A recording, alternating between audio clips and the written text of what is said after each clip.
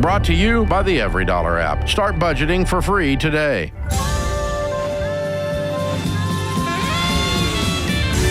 From the Ramsey Network, this is The Ramsey Show, where we help people build wealth, do work that they love, and create amazing relationships.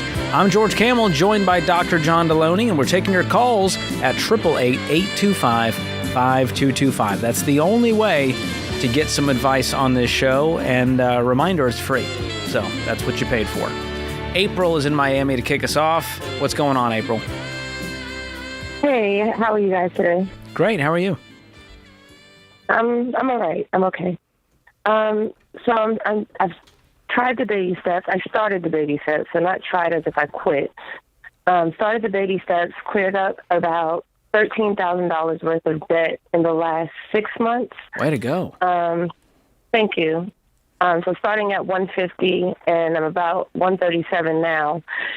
I have a college-age student. I have to save up $5,000 for him to go to the dorms this fall, but the huge setback is my husband passed May 21st. Oh, my goodness. Man, I'm so sorry. So sorry. April, what was his name? Paul. Paul? Was he a good guy? Yeah. I'm sorry. Yeah. Was it real sudden? No, he was sick for about a year. So sorry. Well, that definitely puts a wrench in your baby steps plan, and That's that's wrenching in your life, yeah. Yeah.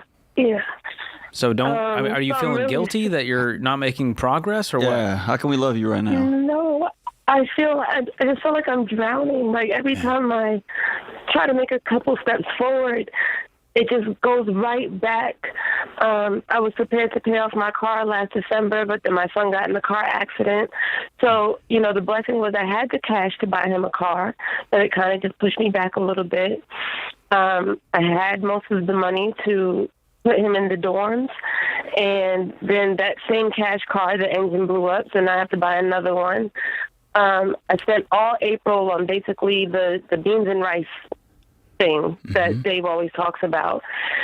Fasted the entire month, and as soon as I was out of my fast, everything started going haywire. And then my husband passes on May 21st, and his finances and that, and I feel like I can't make progress.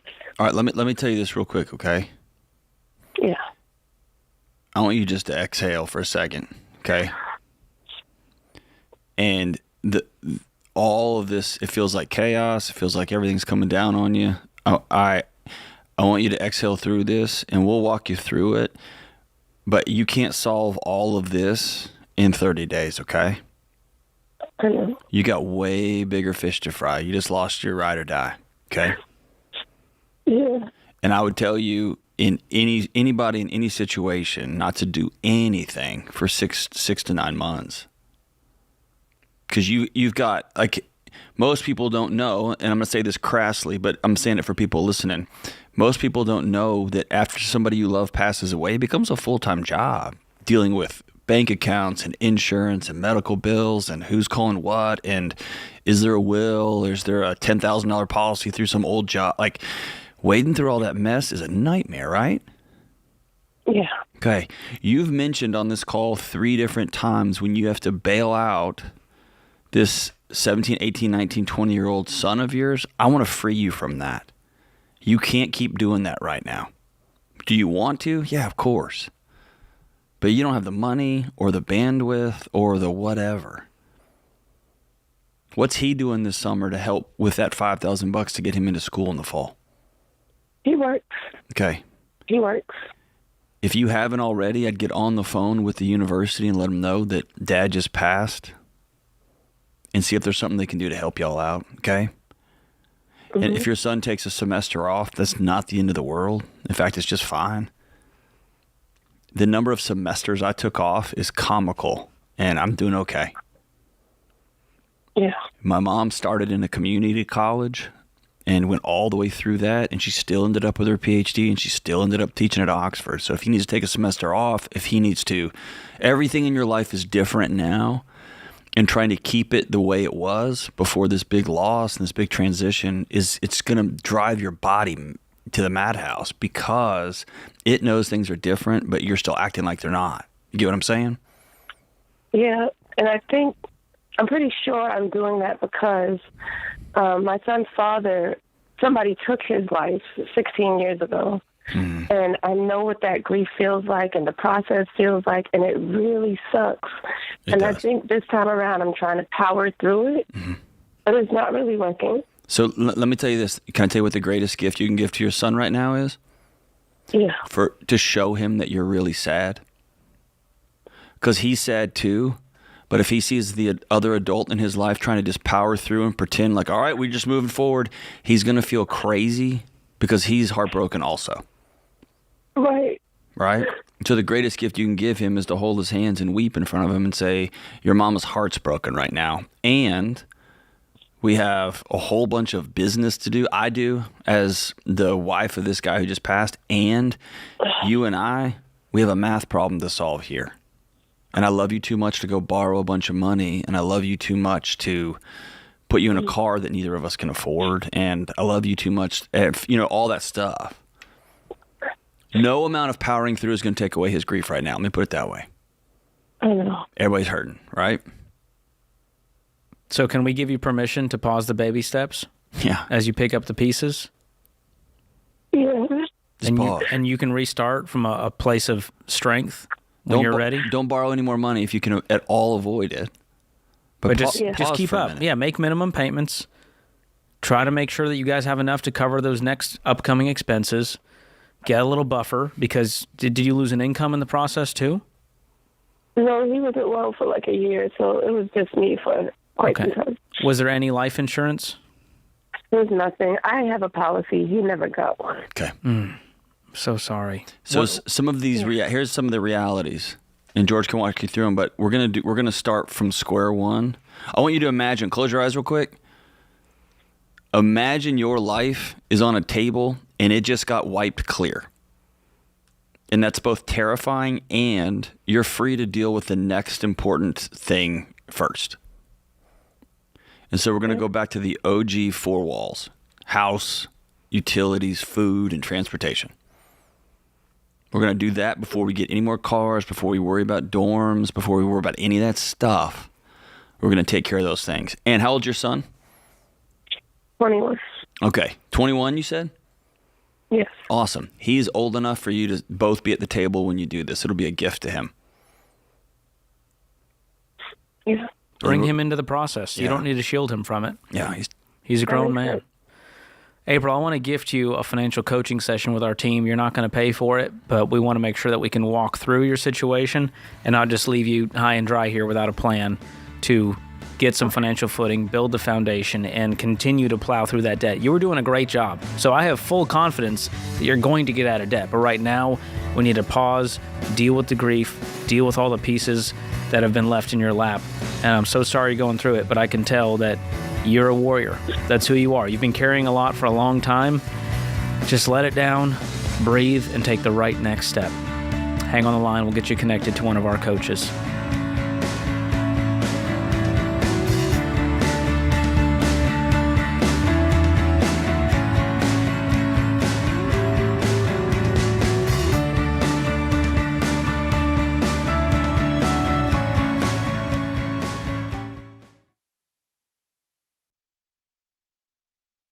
Let's be real. Buying your first home can feel like reading IKEA instructions upside down. It's confusing and stressful, and you have no idea if that cam bolt is supposed to go there. And if you try and buy a home with some click-and-go lender, well, good luck, because you're just another line on their spreadsheet. So here's the thing. When I was buying my home, I didn't want to just be a loan number. I wanted a relationship with a real person, someone who was willing to answer all of my questions along the way and understood my goal of paying off my mortgage fast. And that's why I love Churchill Mortgage. They don't rush you. They don't try to sell you more house than you need. They listen. They walk with you step by step and offer guidance so that you understand what you can actually afford.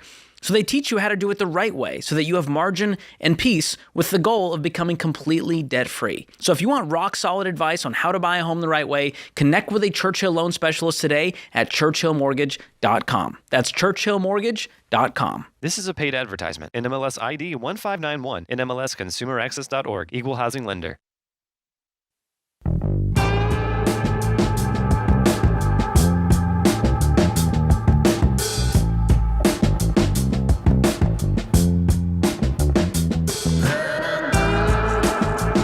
Samantha's up next in Raleigh, North Carolina. Welcome to the Ramsey Show, Samantha. How can we help?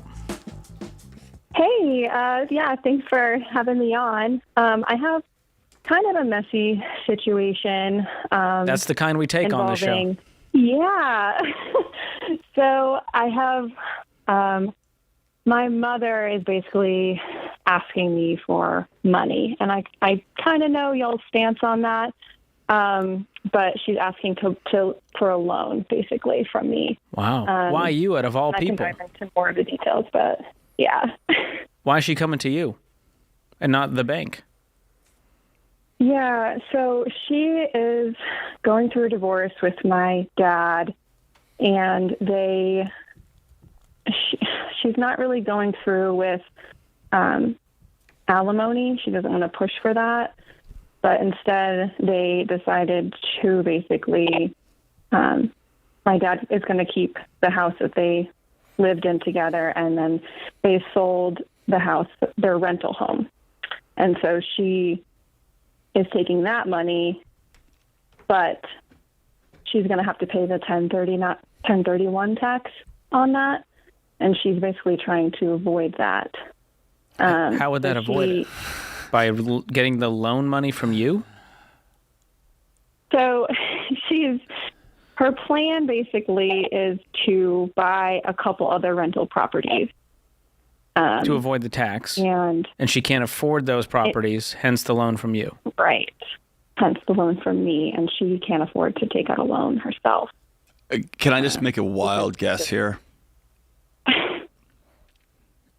That she's had ideas about things, and you've been the person fixing them for most of your life? Wow, you're spot on. No way. Can I just say this? George will walk you through the money, but please don't do this. And here's why. She made a choice. I don't want to ask for alimony. She made a choice. Yeah. I don't want to sit down like adults and actually divide this estate.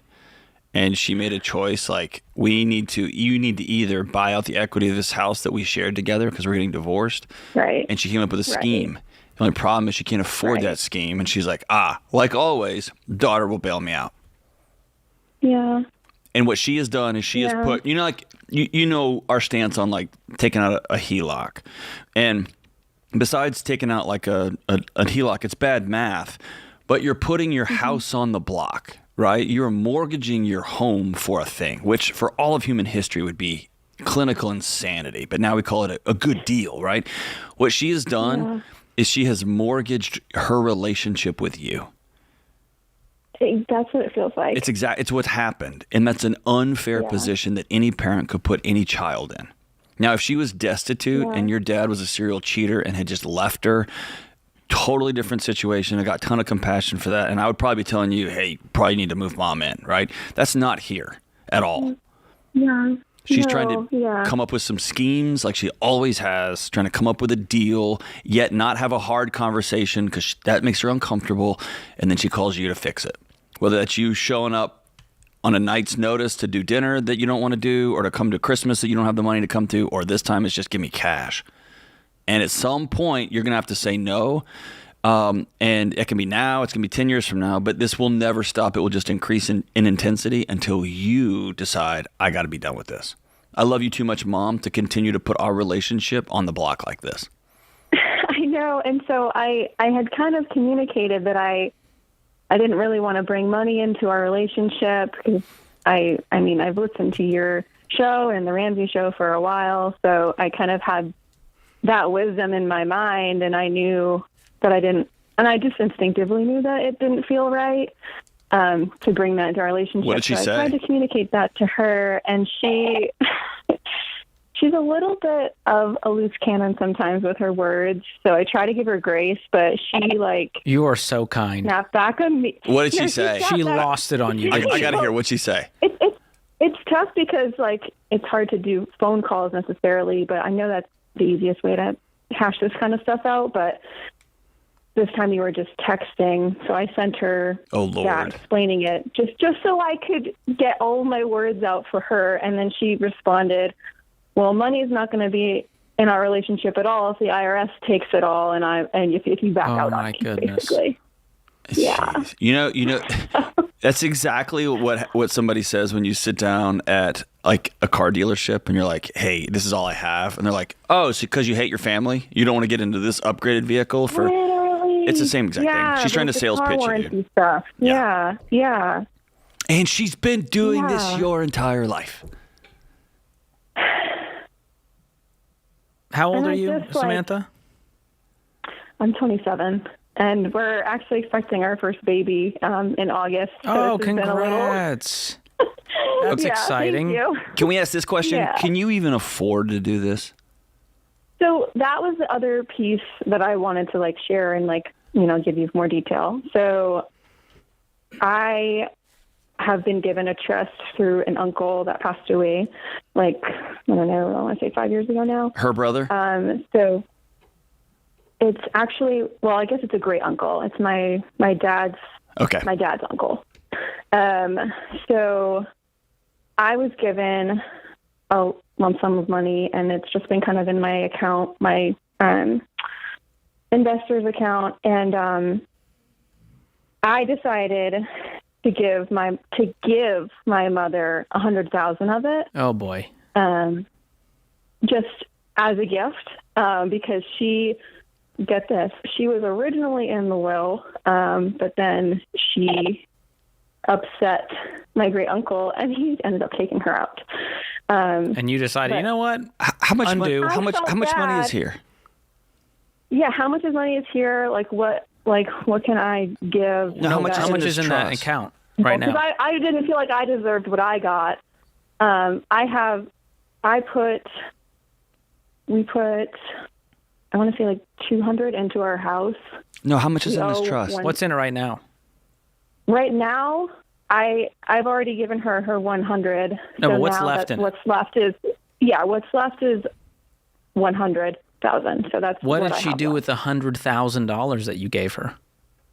So she used that in combination with the profits of the rental that she sold with my dad to buy a home outright. Okay, no more So money. she has that, but she needs to do another one in order to satisfy. She the doesn't need to do 1030. anything. And save She wants to continue save scheming and use $30,000 Bank of Samantha to fund this operation, and it stops today. She's got quite the elaborate spreadsheet of percentages. And if she's done so well that she owes so and- much taxes, welcome to America and capitalism. Right. She should celebrate and have a party. And by the way, the words, anytime you think the words, I don't deserve, ... Yeah. Anything that comes after that, that is, we could unpack it for an hour. That is shame-based language that you developed in your home because for your entire life, your mom said, you better be really damn grateful that you got me as your mom. Now, you go fix this, do this, show up for this, and take whatever you want and whatever you feel and shove it down because you are in service to me. Yeah. And you married somebody else. Y'all made a human together that's about to enter this crazy world. And it's over. It's over. And I want you to choose guilt over resentment. Feel bad. That's wired into you. I've been saying that out loud. Good. Guilt over resentment every time. Good. But I just like feel. Here's the I'm two like, options. he's gonna Either resent me, you're though. going to have to face the music and realize that this relationship hasn't really been there the whole time, or you become creditor and she becomes debtor, and the relationship gets even worse than it is now. Those are they're both really hard options. They're really hard. But one frees you and stops her misbehavior and has her start to face conflict for herself instead of look to you to bail her out for another time. I will say this, and this is going to sound awful, but I'm just going to say what it is. I can't imagine a world where I would come up with a bunch of financial schemes and then call my daughter.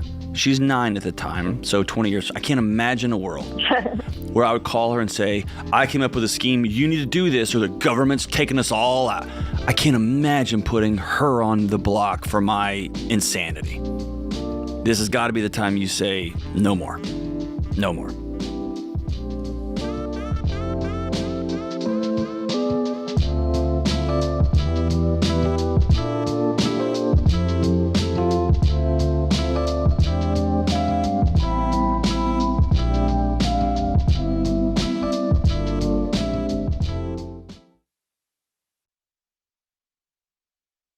I've been doing this show for over 30 years, and some of the saddest calls I have taken are from situations that are completely preventable.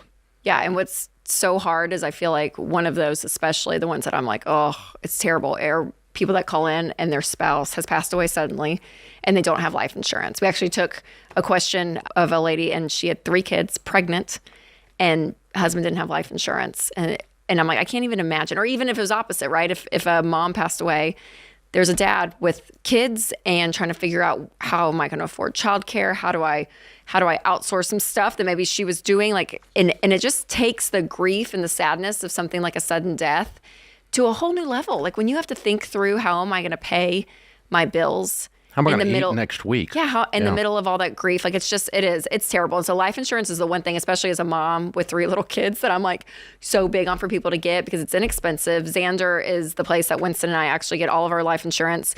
And we keep re-upping it because I'm like, I just want it there. Like there's something about that safety of knowing that you have money if something suddenly happens. And it doesn't cost much because Xander shops among a gazillion different companies. It doesn't cost much. You just have to admit that someday you're not going to be here. You got to say it out loud, and you got to say, I'm going to say I love you to my family by taking care of them and taking the time to put this stuff in place. The cost of stinking pizza. It really is. So that is one thing to do, to say I love you to your family.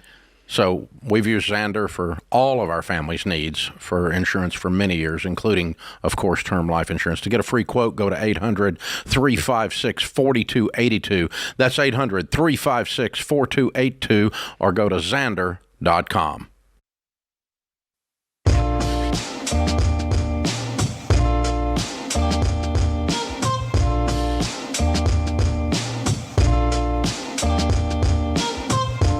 As you're listening or watching today's show, do us a quick favor. Hit the like button, hit the subscribe button, hit the share button wherever you're at. It's a small token of appreciation that helps us spread the word about this show, and you guys are the best marketing plan we could ask for. Appreciate you guys doing that.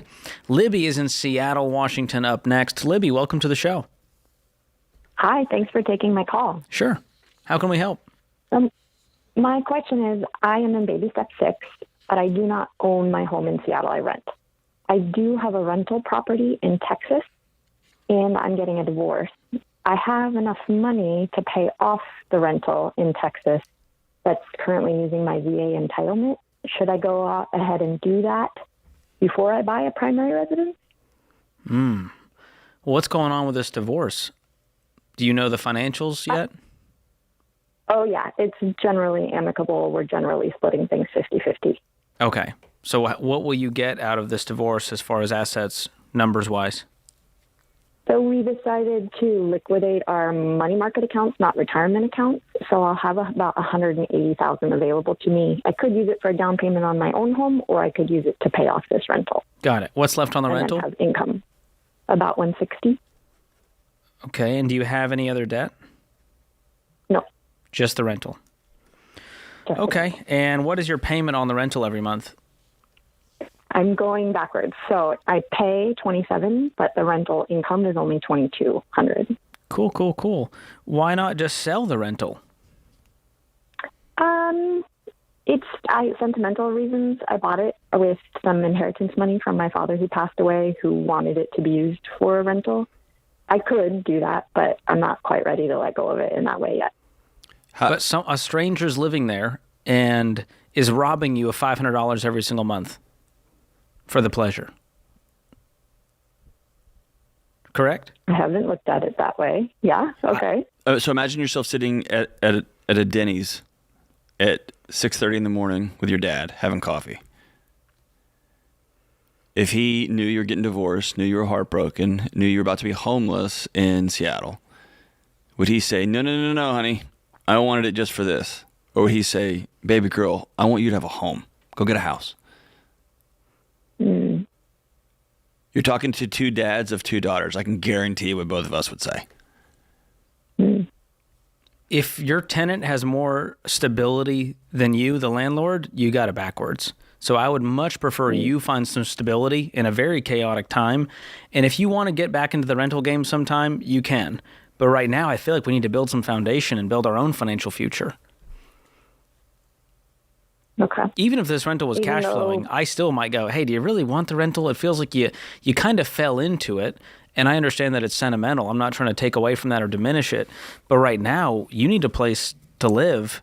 And how cool would it be to be able to pay cash for a place? What could you sell this rental for? I could probably sell it for $315, but in Seattle, that will not go far. And if I did pay off the rental, I would have $2,200 a month in income coming in that I could then add and make a house payment on. Yeah, but if you had $315 plus the $160 you're about to have, you can buy a house for $450 for $450,000. Right, but it would only be $315 minus your mortgage. $160. Minus some fees. So let's say you walk away from the rental with $130 plus the $180 you're getting. Is that fair? Right. Yep. Okay. So that gives you're back at $310 in cash. And could you use that as a down payment on a place nearby? Yeah, for sure.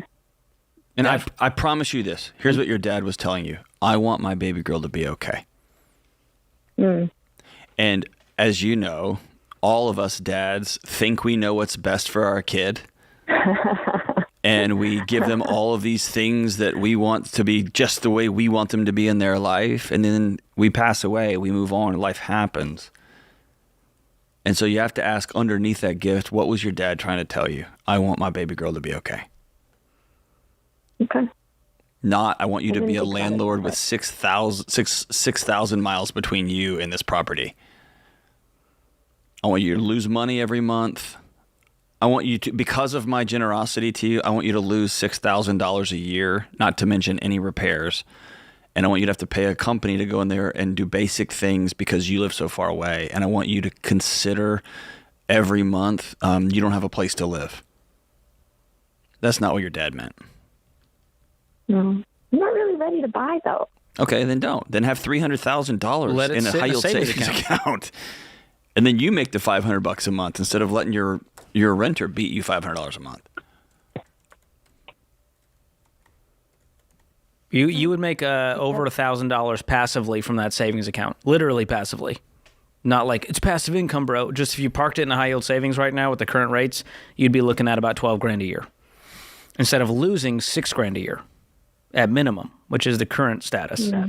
So I'm totally fine. You went through a divorce. Let's just breathe, go rent somewhere, sign a 6 or 12-month lease, and then begin the home shopping process later on down the road when you've got, and keep stacking cash on top of that, because you'll be completely debt-free. And what's your current income? I make about $140 a year. Amazing. So this extra $2,000 that you maybe could have gotten if you paid it off, I don't think the juice is worth the squeeze. You're the secret sauce here. You are very talented, very skilled. You make great money, and making $140 with no debt and no tenant, you're going to be able to stack up some cash, won't you? Yeah, that's definitely true. So think about that. You're going to gain $12,000 in the savings account in the next 12 months if you just park the money, if you sell it. Plus, how much could you stack every month from your income? Oh, definitely a couple thousand. Say $3,000? $4,000? Mm-hmm. Probably 3. Okay. That's another $36,000 a year on top of that, on top of your 12. So basically, you're going to have $360,000 to put for a down payment, which is incredible 12 months from now, while you rent and get some foundation underneath you. I like that plan. That feels a lot more freeing to me than being a landlord at this stage of my life. If I'm Are you still in service? Are you getting out? No, I am a veteran. It's using my VA entitlement, actually, right now, the rental. I want to be able to use it again. And then my spouse is still active, or my ex-spouse is still active. Okay. I'm used to being a long-distance landlord. I've done it for years. I know, but that means you're also used to not sleeping a full night all the way through, too. I'm just telling you. I have a 9-year-old little girl. And I know you're not a little girl. You're a grown woman. You're a veteran. You're a gangster. I know that. You're very smart. But I don't care how old I get, how old she gets. I'm going to want my daughter to be okay.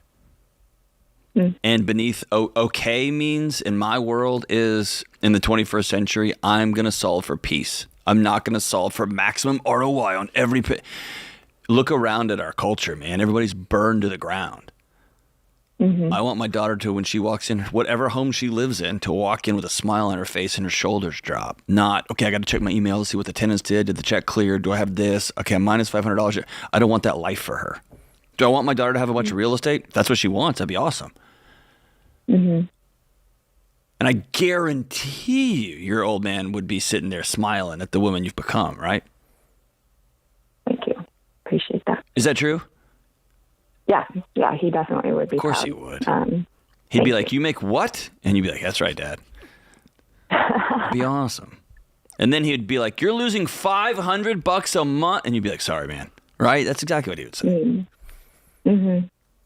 So you can hang on to it, man. If you were my daughter, you were my sister, you were my mom, I would tell you, put that house on the block today. Call a realtor in Texas and sell that thing. Have it sold by the end of the summer and have $300,000 in a high-yield savings account, just making free money for yourself for a minute while you figure out life after marriage. And then, You're going to feel invincible. Dude, you're going to sleep for the first time in ages. Mm. With no Okay, meds. That was really helpful, actually. Thank you. Does that make sense? You did a good deed today, John. We were helpful. If nothing else, we got to help Libby, and it was an honor. I'm proud of you, dude. And thank you for your service, You're Libby. amazing. You're awesome. That's, those sentimental gifts are hard to navigate, whether it's a home, whether it's a guitar, whatever it is. And I always want to get underneath that. What was the sentiment behind that gift? Yeah, because it's not the asset itself. It's the person and their character and the memories we created with them. But it's not the box Right. that is somehow strings attached to that.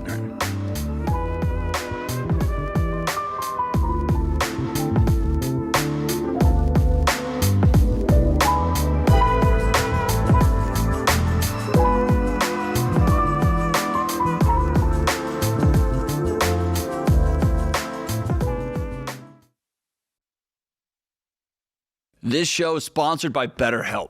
Life can be chaotic. Work can be stressful. And when your life outside of work and your work life collides, your mind and your body feels it. Listen, there's a ton of research about workplace stress impacting your mental and emotional health, your boss impacting your mental and emotional health.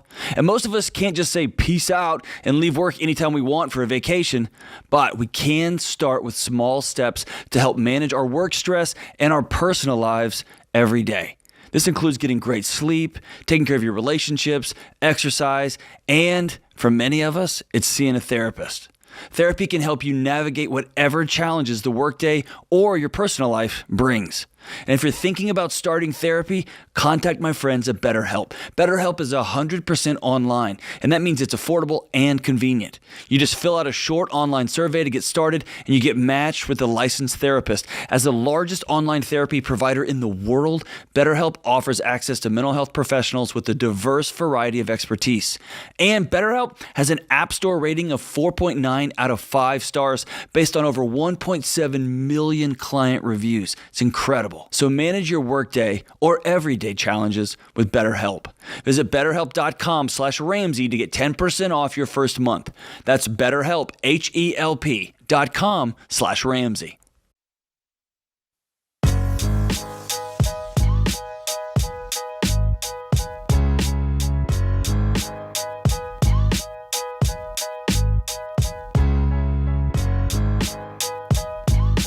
The 4th of July sale is here for 4 days only. You can buy one select hardcover and get the second for 50% off. Books include The Total Money Makeover, my friend Dr. John Delony's book, Building an Unanxious Life, my book, Breaking Free from Broke, is a part of the sale, Baby Steps Millionaires, and more. These books give you the plan and the push to take control of your money, your mindset, and your future so you can finally stop feeling stuck and start making real progress. Go check out the sale, RamseySolutions.com/store. Or if you're watching on YouTube or podcast, click the link in the description. But hurry, the sale ends on Sunday, so knock it out before the weekend. Maybe get some gifts for some people in your life that you want to help out. Christina is up next in Harrisburg, Pennsylvania. Welcome to the Ramsey Show, Christina. Hi, thanks for taking my call. Sure. What's going on? So, dealing with some of those emergencies. It's actually a medical thing that came up for my daughter. And so I'm trying to figure things out with my husband if we should use all of our emergency fund, if we should take out a home equity loan, or if there's a better way that we're just not figuring out right now. And I'm sorry, I'm emotional. That's okay. What happened to your baby girl?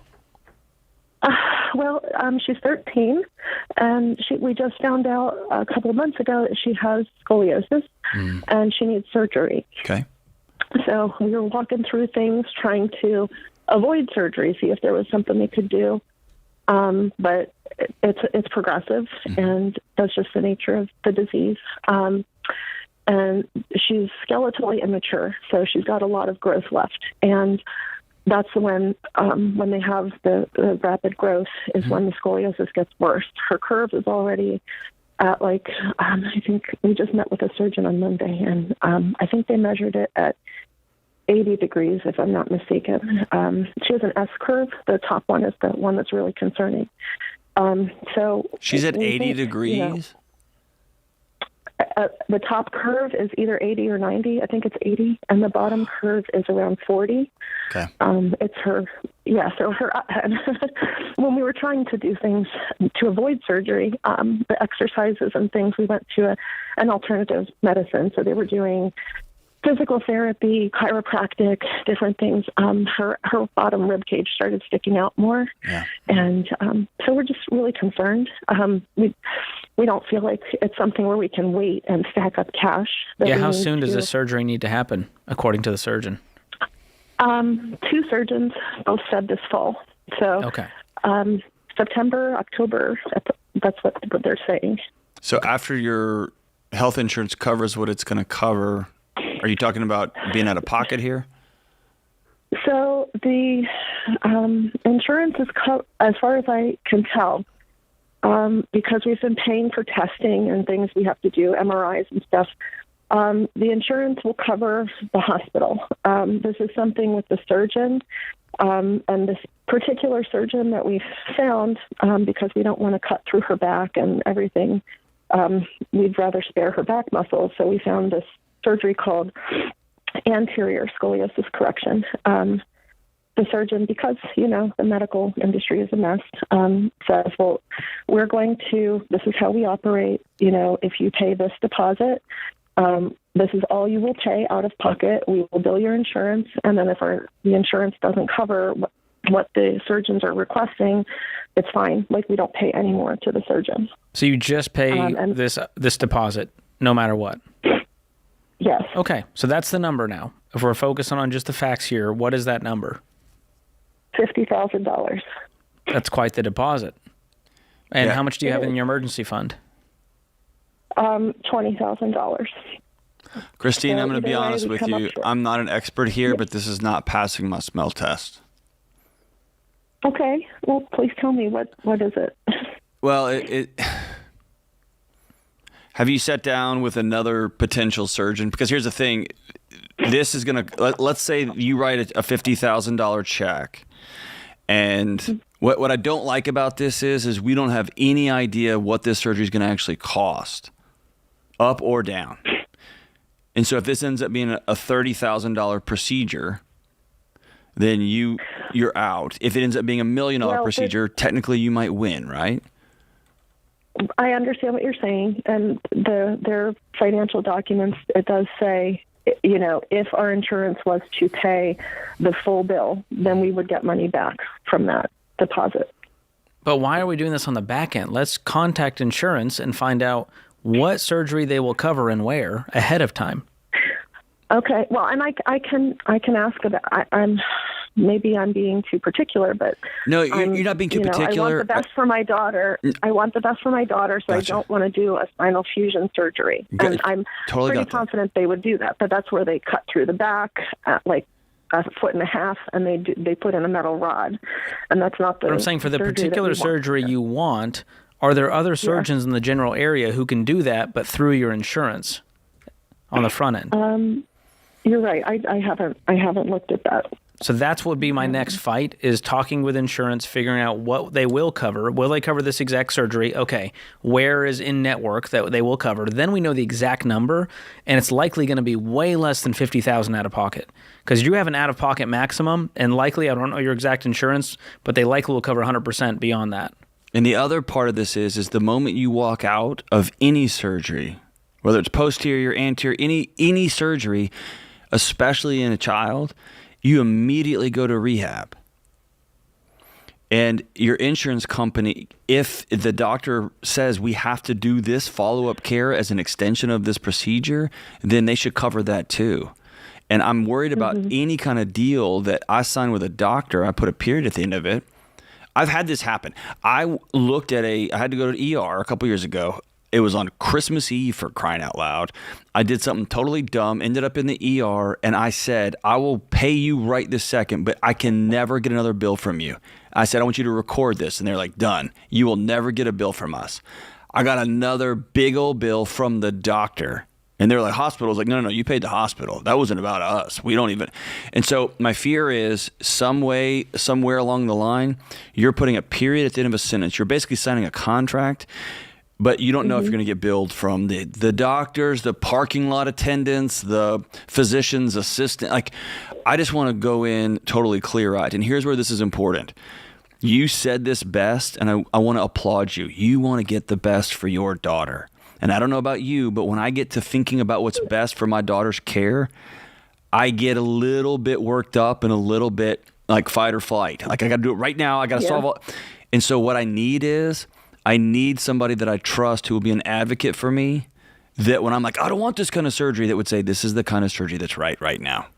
Or I want to get this done right now. You can wait till November and ... And so knowing that about yourself, is there a social worker or a medical advocate or somebody in your church who's a physician who could advocate with you and explain this to you so you're not just going down YouTube rabbit holes, making yourself kind of bonkers? You get what I'm saying? And I'm just saying that's what I do. I do. And I end up, I'm just terrified you're going to sign your name to a piece of paper that says you owe me $50,000. Then you're going to get a massive bill from the hospital. Then you're going to get another bill from the rehab center. And this thing's going to crush y'all because medical debt is what destroys more families than anything else. Yeah. And so it's just stepping back from the emergency of all of this and saying, hold on, before I sign a piece of paper, I want to make sure I'm clear-eyed on this. Yeah. Well, and I know that's why, one thing that you guys always say is, don't jump into things right away. Sure. And so I've been trying to No, you're doing great. through the anxiety. You're being just like all of us would be. I don't, you know what I mean? And you better do it now. I would be living in a cloud, unable to think clearly. And so we're just trying to help you think of options that don't involve you, out of desperation, taking a HELOC out on your home and just writing any check that they ask for. And so I would, number one, use your emergency fund. This is an emergency. That's what it's for. Yeah. And so don't feel bad using it, but don't take out a line of credit. I'd rather you get a bill from the hospital and we figure out a payment plan on the back end, likely with no interest, versus taking out a HELOC with variable interest. So do not go into debt for this. Do all of the homework and research you can, and we're wishing you and that little girl the very best with her healing and recovery. This is The Ramsey Show.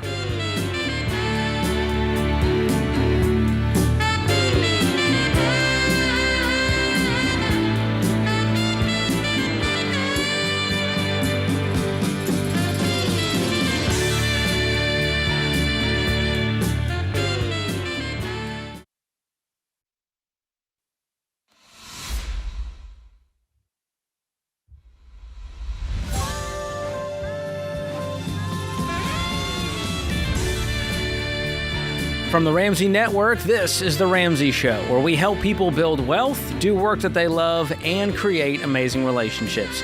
I'm Ramsey personality George Kamel, here with best-selling author Dr. John Delony. We're taking your calls at 888-825-5225. You give us a call, we'll help you take the right next step for your money and your life. Mallory is in Salt Lake City up next. What's going on, Mallory? Hey, I'm just calling in. So I'm having an issue with my husband not wanting to combine finances with me and also not disclosing his finances with me. And How long I'm have you been wondering married? if it's 1 year, exactly 1 year. And this has been happening since you guys have been dating, or what? Or is this a new development? Since we've been dating. You know nothing about this guy when it comes to money. Correct. Like, you don't know what he makes? Nope. Wow. I've asked. He tells me it varies. And I say, okay, well, what does that mean? What did you make last month? He said, I don't know, probably the same as you. All right, there's no way this happens in a black hole. What are other areas in your marriage where you don't really know what's going on? What do you mean? Like, This kind of person doesn't operate in a vacuum, meaning they're not a perfect, upstanding, ride or die husband, partner, spouse that's all in on building a future with you. And just this one thing, you can't know anything about my finances, how much I owe, how much I make, where I spend my money. You shut your mouth on that stuff. But everything else we're aligned on. Where are other places y'all are not aligned? Or let me ask it a different way. Where are other areas where your gut just knows something's not right? I have caught him texting another girl before. Yep. But other than that. What do you mean other than that? That's like the whole thing when you get married. Right. Is you are the person. Right. So here's the truth. I know a lot of people who just are not comfortable for a variety of reasons with sharing a single checking account. Right. I know that. And I know what I think about it. I know what me and my wife do. I know what George and Whitney do. But I get that, hey, I was married to somebody and they took everything. Or my father was financially abusive and I feel unsafe. I get that. Okay. But if he's not also showing, like, here's my bank account, here's all my checking account. It's not about secrecy. It's about safety. You have a much bigger issue on your hands. You have a person who's deceiving you. And in this situation, it's very rare for somebody to act like that who doesn't have somebody on the side or is not struggling with some sort of substance abuse or gambling challenges. Okay. It's not 100%. You may go through his checking account and realize, oh, he's kind of a great guy. He's just perfect. He just is weird about this. I would be willing to bet that's not the case. Okay. Do you have the passcodes to his social media too? No. Do you have the passcodes to his phone? Can you just pick up his phone No. and read his text whenever you want? No. Okay, then you do not have a marriage.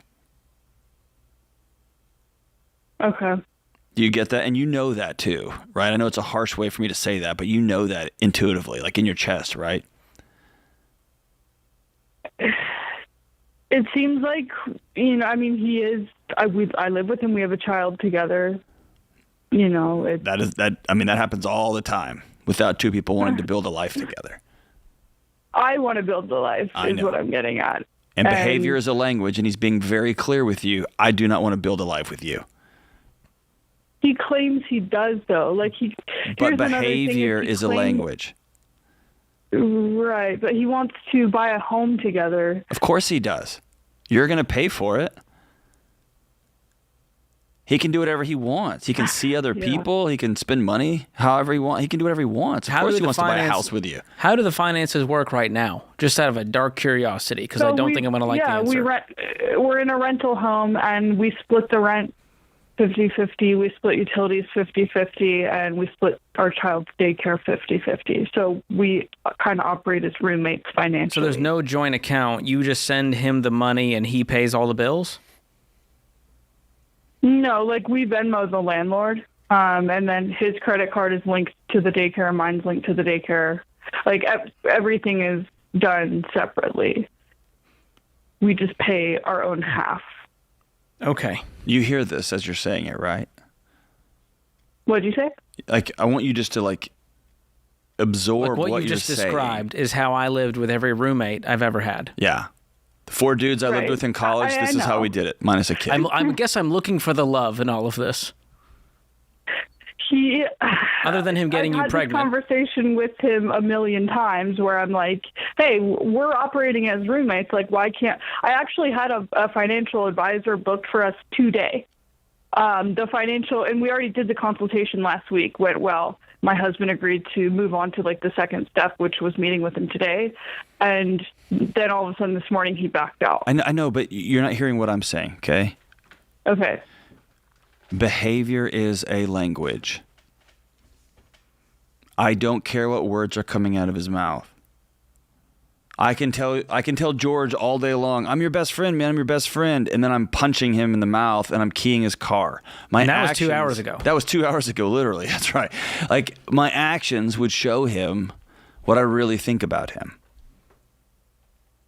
And so it doesn't matter what words are coming out of his mouth. He's been saying words to you for years. That's how he got you in bed. That's how he got you to move in with him. That's how he got you to the courthouse, right? Mm-hmm. But his actions, and you want this to work so bad, and I'm heartbroken with you on this. I get it. Did you guys have the child before you were married? He got me pregnant like 2 months before we officially got married. Yeah. Okay, so you were engaged at the time. Yes. Okay. I was just wondering what caused him to propose and even move forward with this commitment if he really wasn't wanting any. That's a good question that I think about a lot. I do think potentially he's hiding debt, and maybe he thought I could be a financial asset to him. Correct. Correct. You'll take care of his kid. You'll pay half his rent. The collections in the trash can as well with his name on it the other day. I'm getting butterflies in my heart just hearing this love story. I thought I'd be a good financial asset. Hey, do me a favor. Pull your credit report, okay? Mm-hmm. Make sure he's not taking debt out in your name. Correct. And I would freeze it if I were you. And here's why. Freeze my credit report? Yes. Because you're married now. And he has access to your Social Security number. He can take out debt on anything, and you won't know. Because it wouldn't occur to you to do that to somebody else. But you're dealing with a person who's untrustworthy. Right. You know what I mean? He filed our taxes jointly with his CPA, and I've been contacting them like daily, and they still don't have an update. And it's like, what, halfway through the year? What do you mean an update? You're asking for your tax return, a copy of it. They won't give it to you? They won't, no. I've called, Are you confident that he filed your taxes? Whenever I talk to their receptionist, he reassures me that they have. Okay, just so you know, George and I got our taxes done at the same place this year, and we walked out with our return. And I walked out with my spouse, who was there the whole time. Yeah. Right. And our returns are pretty complicated, but we walked out with them.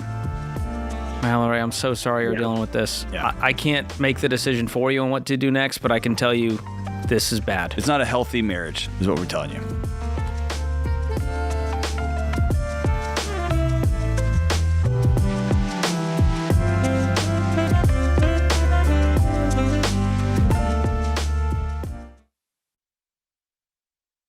These days, business as usual is anything but. Tariffs make trade policy a moving target, supply chains are squeezed, and cash flow is probably tighter than ever. So if your business can't adapt in real time, you're in a world of hurt. That's why you need NetSuite by Oracle, trusted by more than 41,000 businesses, including Ramsey Solutions. You need to see what's happening, what's stuck, and what's costing you, and how to fix it. And NetSuite is the #1 cloud-based business management suite because it helps your business make the right decisions fast. It brings accounting, financial management, inventory, and HR into one place so you're not left shuffling a dozen different spreadsheets.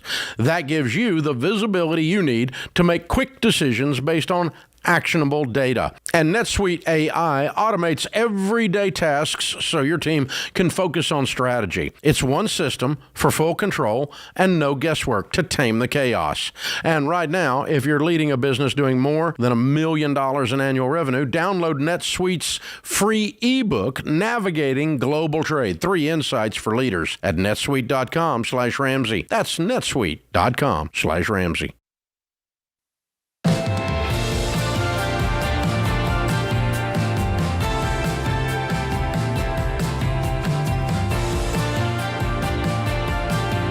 Melissa's up next in Richmond, Virginia. Welcome to the Ramsey Show, Melissa. What's going on with you today?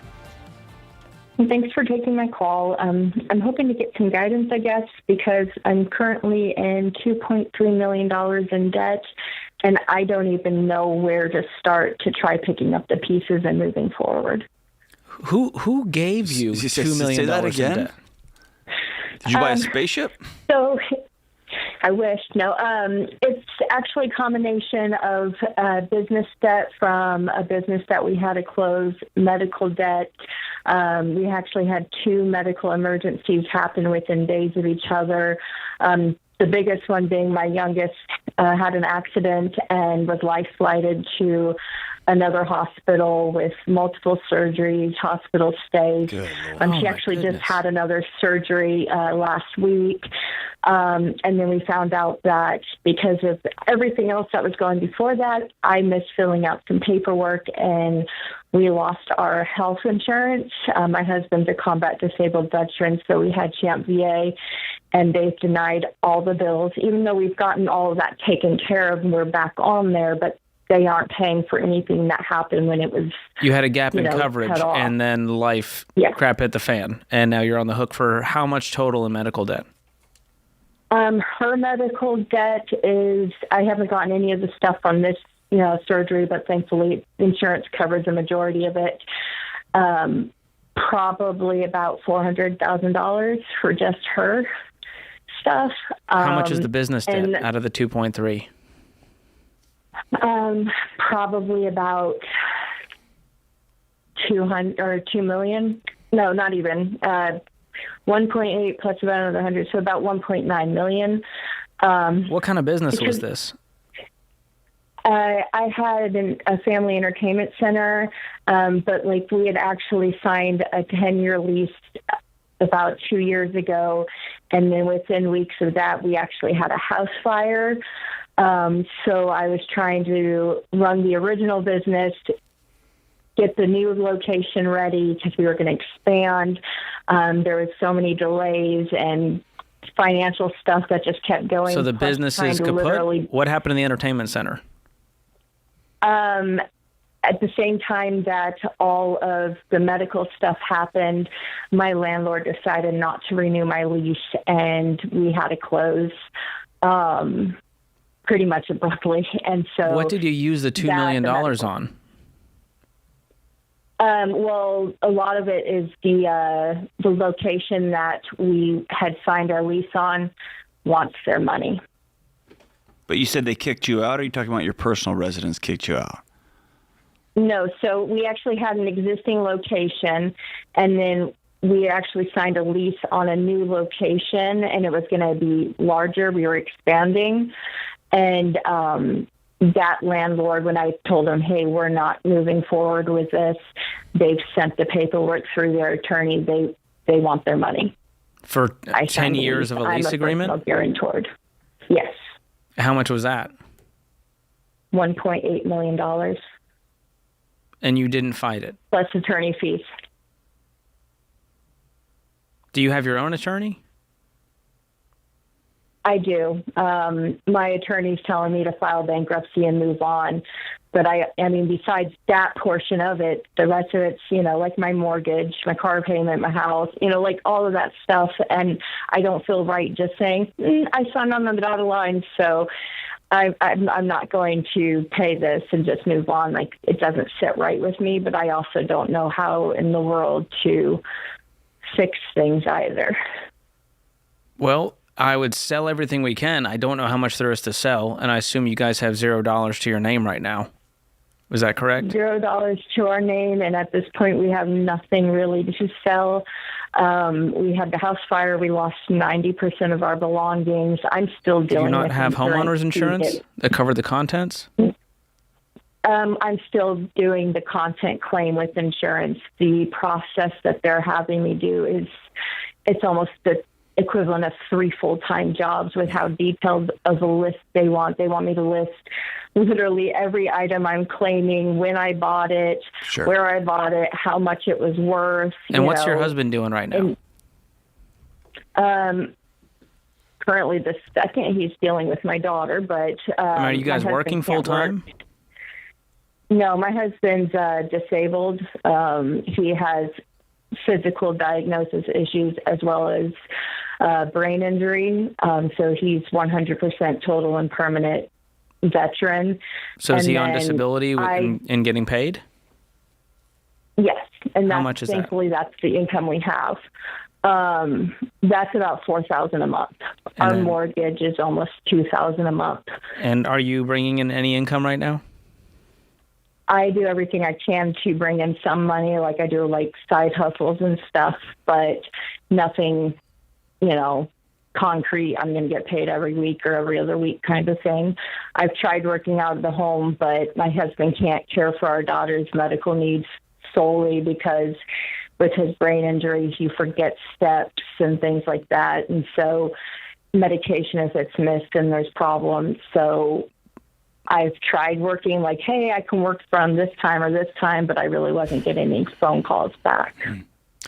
Well, divide it up, and I don't know if your schedule if your 10-year lease was a graduated one or if it was just like the same year over year. What was 1 year's worth? Like year one, what was that agreement worth? Or was it just split evenly over 10 years? It split evenly over the 10 years. And you guys were paying $15,000 a month for this lease? Yes, as well as, the landlord had paid some money towards, some remodel that needed to be done, but we were the ones paying, like doing the floor and everything like that. And so we also dumped in a lot of personal money, business money to. But you still have, so they broke the lease. I'm just confused why you don't just try to continue this business to at least bring in some income if you already have the lease agreement paid for 10 years. Oh, no, we haven't paid it. He wants the money. No, but why don't you move your business to this and keep your business running that was doing so good you thought about expanding it? Honestly, my mental health, I don't think I can handle one more thing at this point. I'm barely hanging on. But you said you took out $2 million in loans. So where did that money go if it didn't go to the landlord? No, I didn't take the loan out for that. That's what we were guaranteed to pay. So $1.7 million of this $2 million is in a decade-long lease. So you're just on the hook to the landlord. Gotcha. It's not like you owe a loan. Correct. It's not like a small business loan. So have you sat down and said, look, we have nothing. Yeah, they're not going to get what jack is squat 1 from year this. or 6 months worth, and I will be on the hook for that, and y'all need to rent this out to somebody else? Because here's the deal. They can take whatever that, I don't know what that number is divided by 2. They can take $200,000 from you guys, or they can get nothing because you're going to file bankruptcy and they're going to lose everything. I think that's kind of where my attorney is at this point, because every time he is brought up, negotiations, they flat out are like, no. Well, here's the deal. I wouldn't worry about the business debt right now because it's kind of monopoly money. And the medical debt, I'm wondering if you can work with the VA to have a portion or all of this forgiven. The VA, we've done the paperwork for them, and they keep declining those charges. We weren't covered at the time. I've made payment arrangements with the doctor's offices, the hospital, the life flight company. They won't negotiate or settle? Some each month. Pardon? They won't negotiate or settle at this point? No, well, the life flight company said that instead of paying like $100 and something thousand, if I paid in one lump sum, that they'll give me a discount, and it's only $62,000. Yay! Right? This is going to be a lot of fighting, and I understand it's taking a toll on your mental health. Your family's been through a lot, but you're going to have to claw your way out of this one piece by one piece, one day at a time, and just take the right next step, and hopefully your attorney can help you fight some of these battles. So sorry, Melissa. Yeah, I can't help you. This one's too big. Sorry.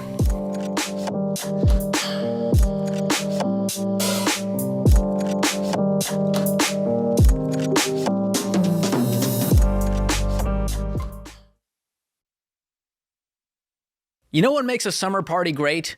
Good friends, cold drinks, and great food. But you know what can bring the party down? Spending way too much money to make it all happen. And that's why I get my summertime grocery hauls at Aldi. They've got USDA choice meats, fresh organic produce, and all the stuff you need for an epic or low-key backyard barbecue without breaking the bank.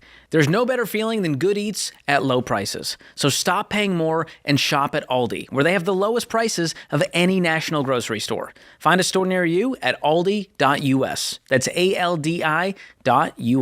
Savings based on regional analysis of Aldi versus select competitors. Prices may vary by location, product availability, and the market.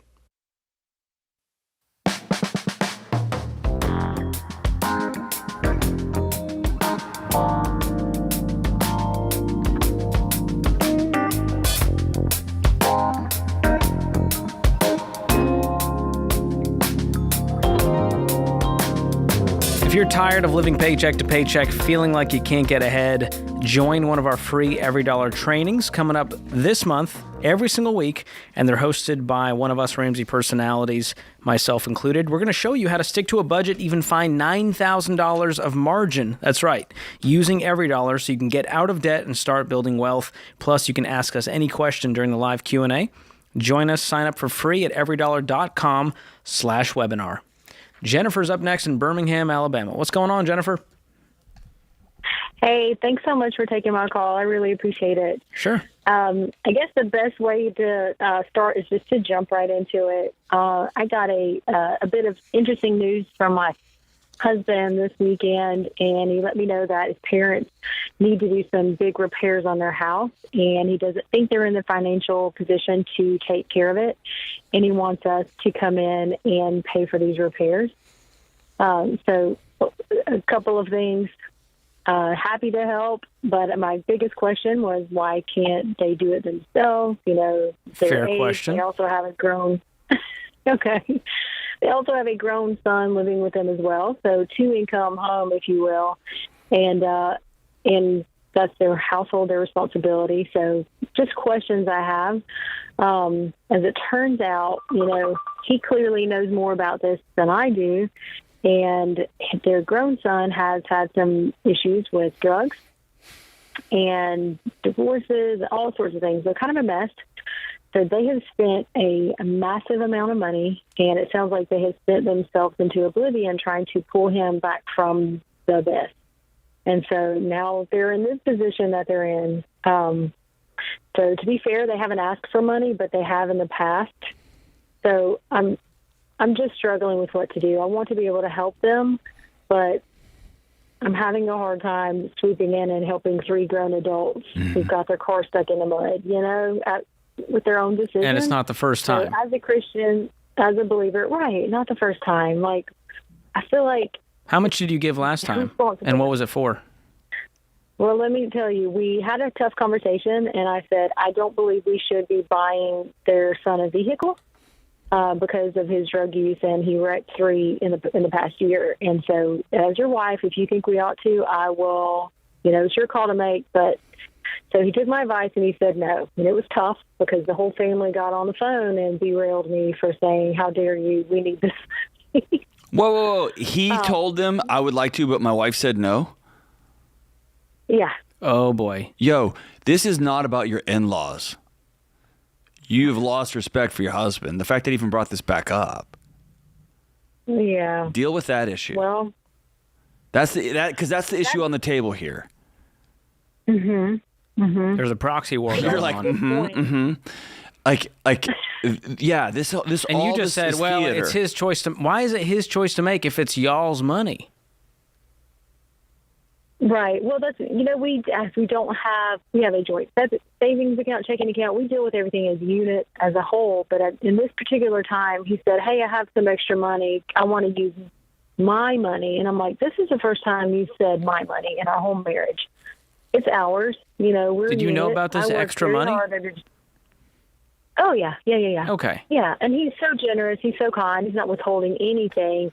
But in his mind, you know, baby brother, the guy who's got his life together and a wife, and they're doing financially okay. And he wants to swoop in and help them. And I feel like it's a bit manipulative from his parents. It's manipulative all the way down the line. From brother to parents, parents to son, and then him to you. Using you as the scapegoat to go, well, I'd love to. I'm a real generous guy. You know me. How dare any husband get on the phone with his family and be like, hey, I would help you out. My wife, the drag here. Yeah. No husband does that. That's not true. Husbands do that all over the place. No self-respecting grown man does that. They look at their own brother. And even if, like, there's been decisions I've made, and my wife has said, I don't agree with this. And my wife is generally wiser than me because I'm impulsive. And how dare me get on the phone to my family and be like, hey, guys, I'd help out, but you know her. No, I say, hey, right. I'm not going to write you this check. And my family didn't ask for money, but you get what I'm saying. That's the issue here. And then he came back to you. Did brother wreck this car, by the way? Oh, no. Y'all said no. Y'all said What no. did he end Y'all up said doing no. to get a car? We did say no. And then he got a car. How? From whatever means. I don't remember. It's been about 5 years ago. But surprise, surprise, he wrecked that car as well. Booyah. So here's what I'm trying to prove to you, though. If you don't help them out, they're going to find another way, won't they? Yes, they ought. In my opinion, I don't want to be cold-hearted, but you ought to. You're grown. Yeah, and it's up to them. Listen, if they want to go take out a HELOC to do all these repairs, that's their decision. But you don't have to be enabling this. For me to say, sorry about your living conditions. Sorry they suck. We're doing just fine. And then the truth is, we work really hard and have jobs that I don't particularly like, but I have. These are my goals. And do you have like savings for future home repairs, knowing that eventually home is going to need repair? Exactly. So let's teach them how to make a budget. If you want to give them some tools, but I wouldn't just throw money at it, because then you just become Bank of Jennifer, and they come back 6 months from now when they have another problem. And, well, you gave it to it last time. What's different about this time? And I want to reframe it. I don't ever want to put myself in a position where, and it's hard in this current cultural climate we have, I do this, so they should fill in the blank, right? I don't ever want to prop myself up with, I'm working a job that I hate, so I get this and you don't get. I don't want to live like that, because the reality is my wife and my daughter can get hit by a car on the way home from the grocery store today, and my whole life is different, right? But what I do want to say is this. I know that giving them money is not helping, period. It's not. And so I you can do what you want. You and your husband can do what you want. I live by 2 rules, and I've learned these the hard way. I don't step in to help unless I'm like picking up groceries for somebody or tipping well or something like that. I don't rush in to save somebody that I'm in relationship with unless they ask me for it. And I don't give advice to people that don't ask anymore. And I've ruined friendships doing both of those things.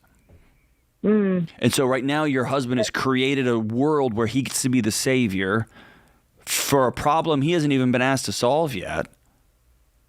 That's true. And so they're not asking him for this stuff. He wants to swoop in and help and be like, look, I'm still the good kid. I'm still the good kid. I'm still the good kid. Oh, he's feeling guilty. Yeah, they're in misery apparently, and he's doing okay. But every single choice is every place they are is a choice they have made. And on top of that, they have not asked for your opinion. They haven't asked for y'all's help. And he doesn't realize it, but he has a marriage issue. Right. Because your respect for him is draining out of that hourglass sand, like a little grain of sand by little grain of sand, right? And I think I think so. After 3 days, we're like, okay, we need some counseling, because this has brought up some big issues. It has. And I don't think he realized it. He's trying to help and save, and I'm like, this isn't a problem we created. No, that's not it. That's not it. The whole thing, listen to me, the whole thing's a proxy war.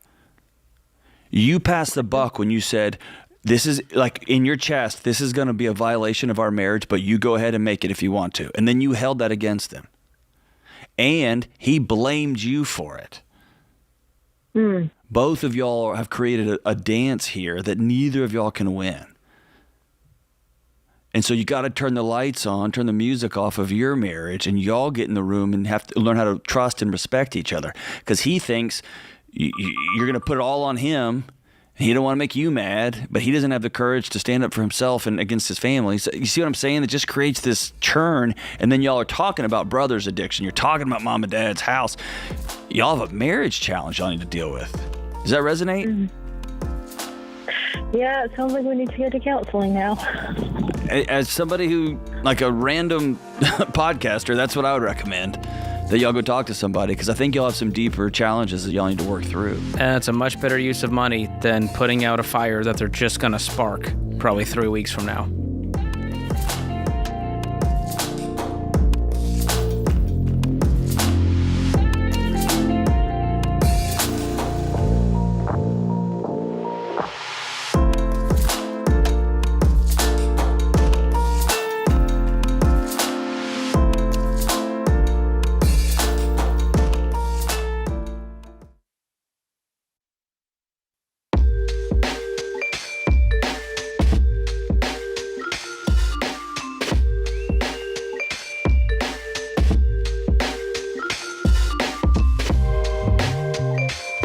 Today's question of the day is brought to you by Why Refi. You didn't plan to default on your private student loan, but now you could have a way out. Why Refi helps you explore refinancing options with a low fixed rate and a payment plan based on your ability to pay. So take the next step at whyrefi.com/Ramsey.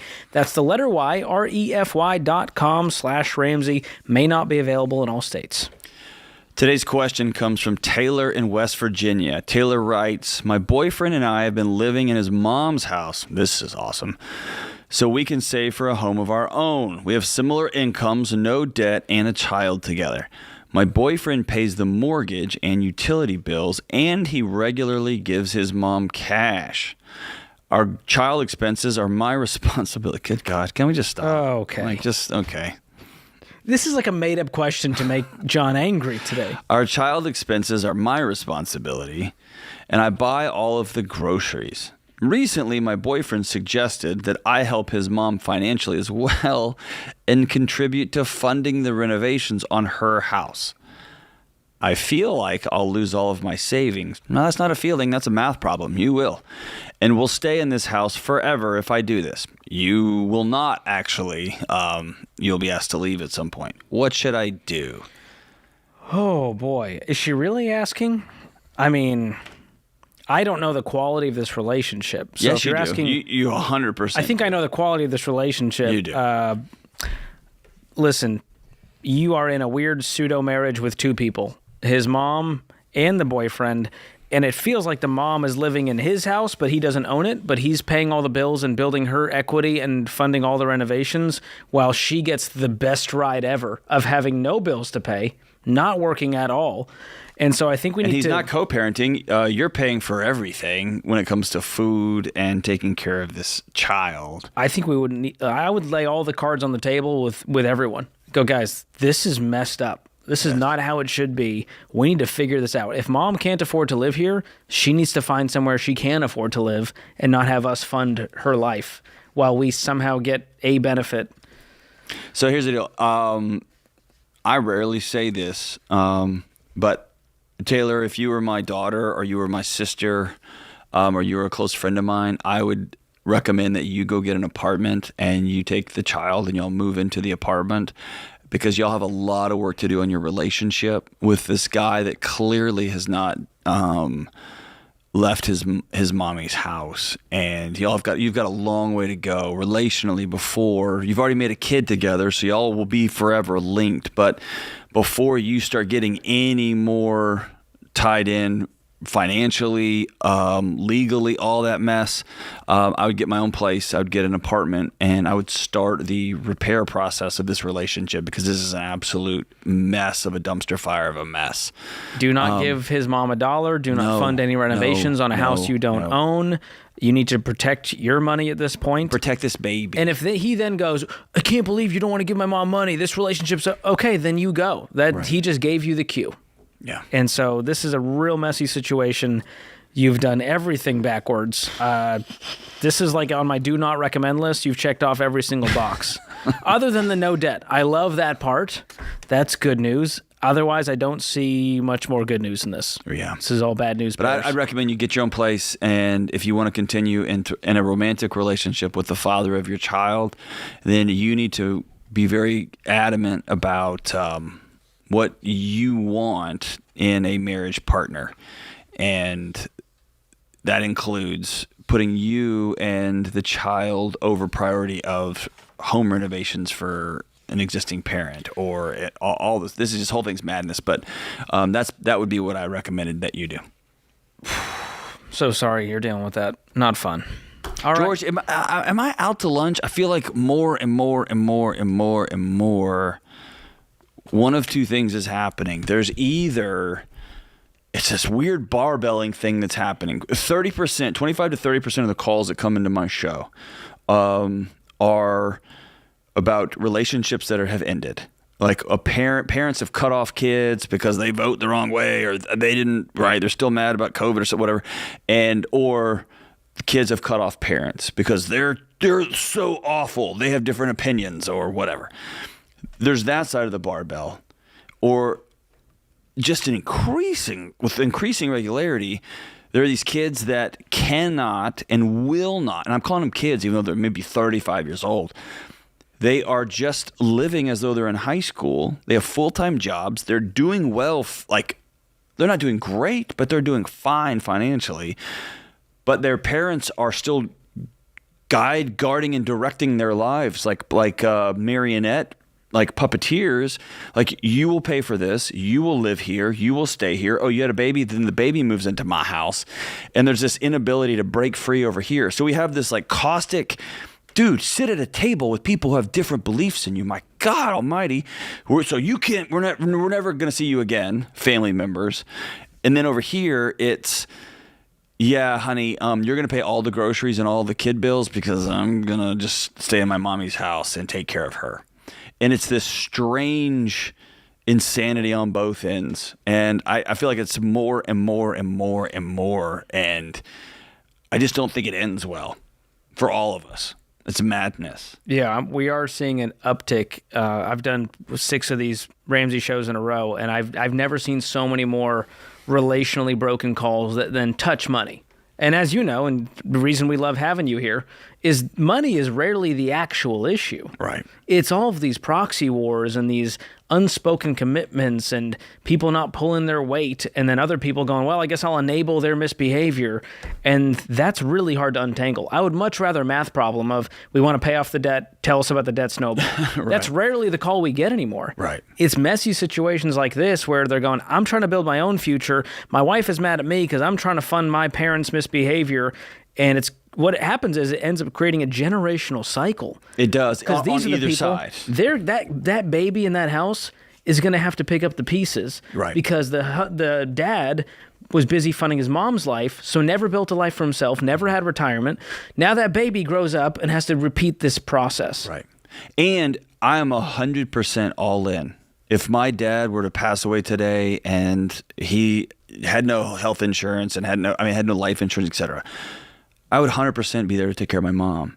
But it would have to be, she would be a part of me and my wife's household. I would not look at my wife and say, sorry, honey, I'm going to continue to fund my mom's lifestyle to the detriment of our children, to the detriment of our future, to prop up the life that she just happens to want. The world has shifted. If in a situation like this. So I don't know what happened to Taylor's boyfriend's mom's marriage or husband, who knows how we got where we got. I'm all about taking care of your parents, but you have to do it in a way that you can actually afford. And it might be uncomfortable for millions of us. Yep, there's a 3rd bedroom and mom lives in there. And it's not comfortable for her, it's not comfortable for us, but that's the world we have right now. But this whole, you take care of the kid expenses, that's your job. I'll just pay all of my mom's mortgage and utility bills. It's madness. And I love how you call that out. It becomes generational. And so on the Ramsey Show, we talk all the time about change your family tree. That is about money, but it's so much more than money. It's the way we talk to each other. It's the way we treat people. It's the way we serve and love each other.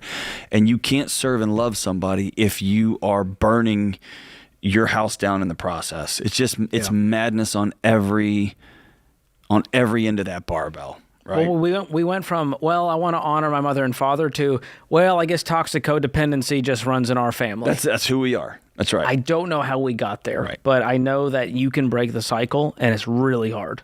It's really hard to be the first one to go, Mom, we're moving out, and we're going to have to sell your house and find you somewhere that you can rent. But I don't want to sell it. This was me and your father's house. I know. And we have a really ugly, heartbreaking math problem to solve here. Or the other side of it is, hey, honey, daughter, son, I'm calling you after 3 years. I'm sorry. Can I come visit you for a cup of coffee? Or, hey, Mom, Dad, we cut you off 3 years ago because of a fight over politics. I'm sorry. I don't want to talk about politics, but I miss my mom, right? There's ways to heal these things generationally, but good grief, man. This polarization in these households is madness. George. Yeah, you got to take care of your own household first. Unfortunately, adults can make their own decisions, and those decisions have consequences. And unfortunately, the hard part to realize, it's not your problem to solve.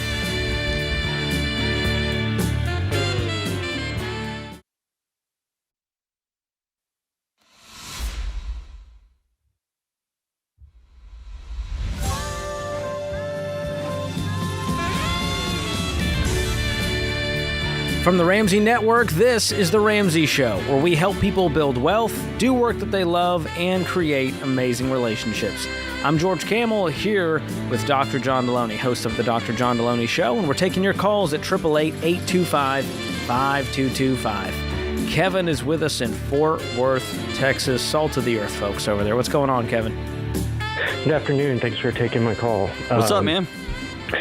So I met this wonderful lady about 6 years ago, and obviously marriage has come up, and that's the next step of progression. And my main question is, I probably struggle with it more than she ever thinks about it, but how do I be a dutiful Christian husband and a leader of the family when she makes substantially more than I do? You can't. You have to make more money than her. Yeah, I know. I'm totally kidding, man. No, I get that. What is the gap, out of curiosity? So I've always done well for myself, or at least thought I did until I met her. I make about 220. Loser. I know. You're just like phoning it in, dude. I know. I need to work on tripling that at least. But no, she's somewhere in the $3.5 to $4 million a year. What? What does she do? They own an insurance company and a myriad of other. I always tell her business empire. It's a lot of things, but it's all related around insurance and. Any chance she's taking applications? Because. All right. So. Well, I've actually helped out a lot with the different businesses and whatnot because I'm in financial services myself. Oh, nice. Well, here's the good news. She's not marrying you for the money. She's doing it because she loves you. Yeah. So that will never be an issue. Whether you make $1 or $1 million, it's chump change to her world. But here's the other thing. I've never read a piece of scripture that has told me the husband must make more than the wife or else you're not a dutiful husband. So I don't know where that came from. I'm sure it's just years of, church repression. No, this is your insecurity, bro. And you're going to have to decide that this woman loves me and I'm worth being loved for my measly $250,000 salary that I make.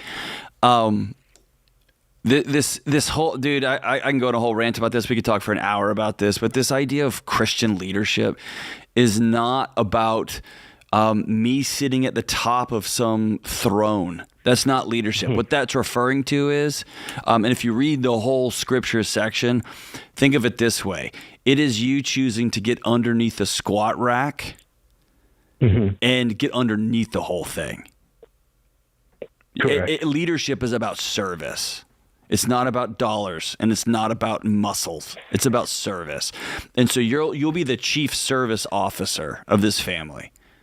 And that might mean I'm going to lay down my life. In this current world, it doesn't. Sometimes in this current world, protecting and providing means I'm going to protect my wife's spirit and her time. I'm going to provide a listening ear, and I'm going to provide a safe space for her to crash because she's running 17 companies at once. It's this whole just beefcake Magoo illusion that Instagram and YouTube has shoved down our throat. It's not leadership. And if you ask, I'm trying to think of the wealthiest guy. If you ask Sharon Ramsey, Dave's wife, she'll tell you they make ... And I have been in the room when Sharon makes a decision on something. That doesn't make Dave not a leader. That makes him a person who serves his wife. And he, quote unquote, makes the money, but they have created a household that they work at together. George and his wife are in the same boat. Me and my wife are in the same boat. Yeah, and she's been really great completely open about everything. I know about everything with the finances. In fact, I recently, in the last 2 or 3 years, have taken over managing some of the money. I've got my Series 7 and 66. So great. It's just growing up, and prior relationships have always been the provider, and then I run into her, and it's like, oh, you've got this cute job. Well, here's what I've got going on. Well, and by the way, you're still going to provide. It's just going to look different than the internet says it is. You're going to provide a safe place to land. You're going to provide stability. You might provide laundry service. You might provide all sorts of different things. But you are the chief service officer. That's what leadership is. It's not I get my way because I have bigger muscles and I make more money. That's just a nonsensical bastardization of a really amazing scripture. Also realize that we take a lot of calls in this show where the husband makes more than the wife, and they're terrible husbands. and they're terrible dads. So there's no correlation between that. Now, can you provide? Yeah, absolutely. That's an important factor to any future mate, is can you be a good partner in this journey of life and provide for our family? Money is a part of that, but you guys this is not even a part of that equation. I mean, you guys are doing so well that it's not even a concern. And so I want to get to the real root behind that. Aside from the money, what are your fears about marrying her? I don't have any fears. It's exactly what y'all have talked about. It's the psychological thing of I was married prior for many years, and we have a grown daughter together, and I've just been used to, like, that's what the husband does, you provide, and that's what I did. And running into this situation, like I said, everything's been completely open and honest, and she's wonderful. In fact, she lets me take care of everything. I'd rather her not mess with anything around the house. If the sink breaks, I'll either fix it or we'll get someone over here. Can I interrupt you here? Can I interrupt you here? Yeah, go ahead. I'm letting loose a secret from our secret men's meeting that we all attend on Monday nights. I didn't get the invite to that, by the way. Exactly. You have a used Prius and 2 French Bulldogs, so you're not invited yet. But here's the thing. I don't know personally a dad who, if they're being honest, thinks they're crushing it. And I honestly, if I'm really honest, I don't know a husband that when pushed would say, I really think I'm doing a good job. And there's this meta message we've all inhaled. It's the air we breathe for the last 50 years, that our very essence is somehow poisonous. It's toxic. Our being. Mm-hmm. And if you're coming off a divorce, coming off raising a daughter, you've got this in spades, right? Yeah, it's just been me for the last 7, 8 years. Okay, so beneath all of this thing, most men, if you ask them, they define themselves, they answer the question, what are you worth, with a number, because that's all they have left. Yeah. And now you found a woman who says, no, I don't care about your money. I pick you, and you don't believe it. That's probably true. And so, no, it is true, bro, because we're all in the same boat, even George. And so, here's the thing. At some point, you're going to have to exhale and accept that this woman chose you. And you're going to have to decouple your identity from a number and say, the only answer to the question, what are you worth, is who do you love and who loves you? Period. Mm-hmm. Does your daughter love you? You done the best you could with her? Yeah, she calls me all the time. It gets annoying sometimes, and she just wants to breathe as on it the always phone, does. But, hey. Good. That's awesome. Do you have a couple of ride or die guy friends that you call and reach out to? Yes, recently joined a church group I've been going to for a long time, so that's been helpful. Amazing. I don't really disclose all that, but I know you don't. You're going to have to find a couple of men that you can be honest with in your life, because men die from keeping secrets. It melts them from the inside out. And then at some point, you're going to have to get the courage up, forget the dollar amount. You're going to have to go get a ring and ask this woman to marry you if that's what you want to do. I would have done that like 6 months ago. Probably 4 years ago for me, but hey, here we are 6 years into it. Go get your spreadsheet ready. Let's figure out what ring we're going to get. Let's go ring shopping, my friend. You're worth more than your bank account, my brother. You're a good man, and it's an honor to know you.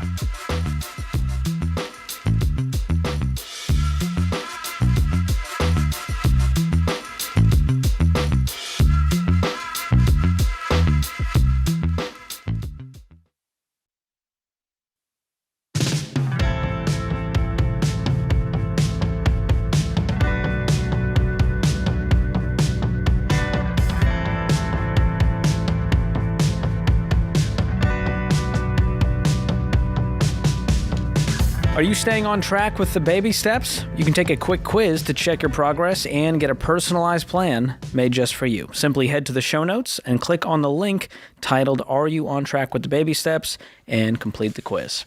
Claire's in Baton Rouge up next. What's going on, Claire? Hi, thank you for taking my call. So my question is surrounding really like how to have good conversations with money. So my husband and I are in a pretty good financial place. We don't have debt. We don't have a mortgage. We have a large family, and we have a business that's doing pretty well and meeting our family's needs. We both grew up with unhealthy dynamics surrounding money. In my home, we didn't talk about money, and it felt like needing anything was wrong. And my husband's family situation was very up and down. It followed the ups and downs of business. So it was either all or nothing mindset. Now that we're married, my husband is so good at being generous, but when it comes to our own home, sometimes it seems like we struggle with a scarcity mindset, and we struggle to view money as a tool. And so I was just wondering if y'all had counsel for how we can navigate that better. Do you struggle with being a people pleaser? I mean, sure. I love how you called about your husband's challenge with the scarcity mindset, and it was we struggle with it. Yeah. Do you struggle or does he struggle with this? I think truthfully we both do, Okay. But it definitely falls. I would say that he probably leads that a little bit in our home. So what? Give me an example of what that looks like, and here's why I'm asking. I struggle with this too. Money was tight in my home growing up. There was some scary seasons, and I have an extra deep freezer full of meat at all times, right? And I am always balancing between being overly giving away too much and holding it really tightly. Give me an example in your house of what does a scarcity mindset look like played out? So a scarcity mindset might look like if I have an opportunity, we have 8 daughters. So if I have an opportunity to take 2 of my girls for just some alone time with them on like a weekend trip, it comes down to like dollars in, dollars out. And there's just anxiety for him surrounding like overspending. But if we hear that somebody in our community, for example, is struggling, I mean, there is no limit to his generosity. And I love that so much about him. But I want my girls also to be raised with to view money as a tool and to live open-handed and not like clenched fists. Sure. I get that. Finding that balance is. Does he find it selfish to spend it all on his own family when it could be going to other people who need it more? Is that it? Very much so. Yes, sir. He's like Mother Teresa out here. Yeah. Okay. Well, it sounds like he probably got a message across the course of his life that people like us don't do that kind of thing.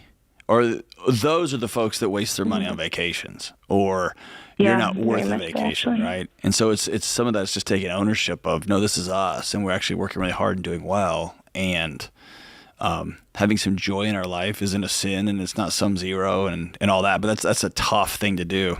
George, what do you think, man? Well, how much money do you guys make? I'm trying to see how much reality there is to this and how much is just insanity. So we live very lean. So we have a trust fund and we have a business. So we bring into our home $6,000 a month, and like we make that work for our family. And then if family we need of 10? more, like yes. What is your grocery bill? I think people want to know.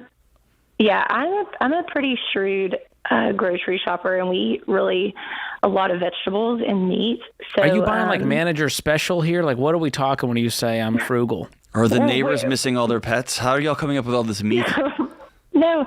So I do shop at like when meat goes on sale, or if like in our town, there's a lot of like buy one, get one a penny meat sales. So we buy and we freeze. Okay. And then we cook that. And our children are pretty young, so they're not eating a ton of food yet. Buckle up, man. We've adopted a lot of them. Yeah. Well, good for you. That's amazing. And so you bring home $6,000, but what is your total net worth?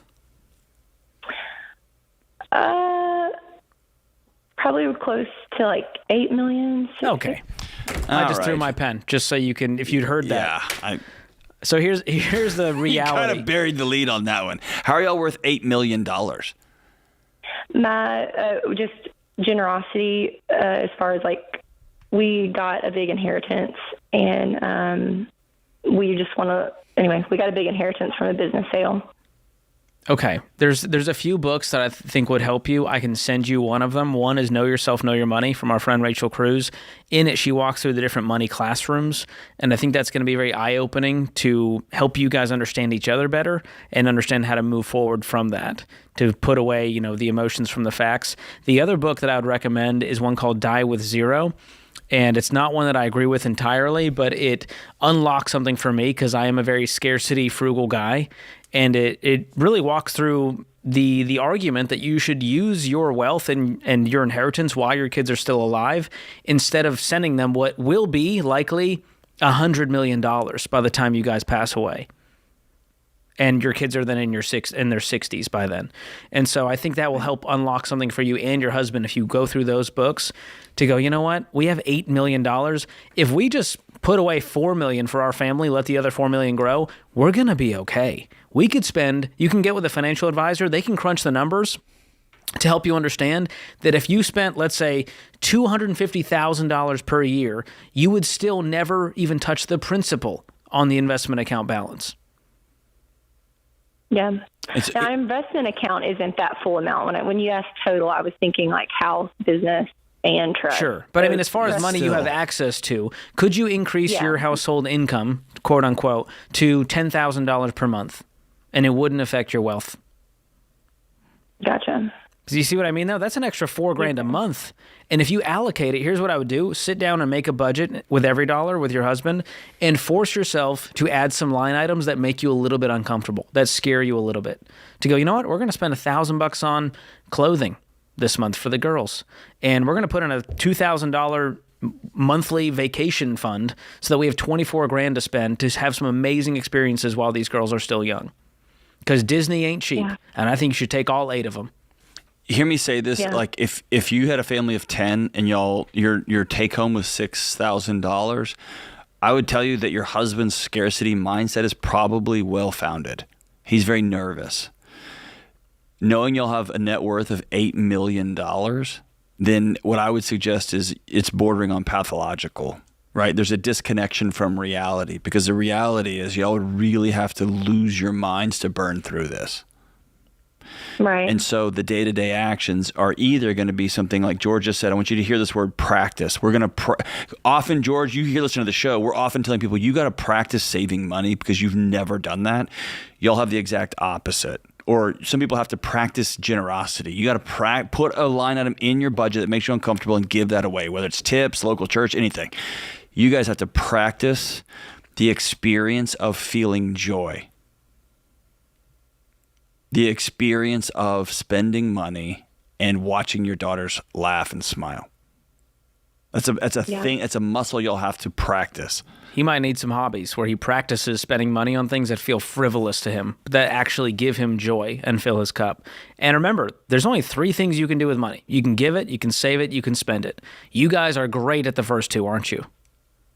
Yes. But we have a flat tire on the spending category, and it's affecting your mental health. It's affecting your family. It's affecting the experiences and the growth of these wonderful girls that you guys are raising. And so there's a lot of people who spend way more than they make, and they're out of control, and we have to yell at them and try to convince them to do better. You guys are on the very opposite side of the spectrum. We're begging you to waste some money. And here's how I know this isn't principle-based, okay? He didn't give $8 million away. No. Which means he's giving away his discomfort, which in a gross way means he's using other people on a week-by-week, month-by-month basis to make himself feel better. That's not a principle. That's using other people as a Xanax. You get what I'm saying? So we're going to look at this. We're going to practice spending money on ourselves, and we're going to practice joy. Hang on the line. I'll get you Rachel's book, Know Yourself, Know Your Money, and look up Die With Zero as well. This is The Ramsey Show.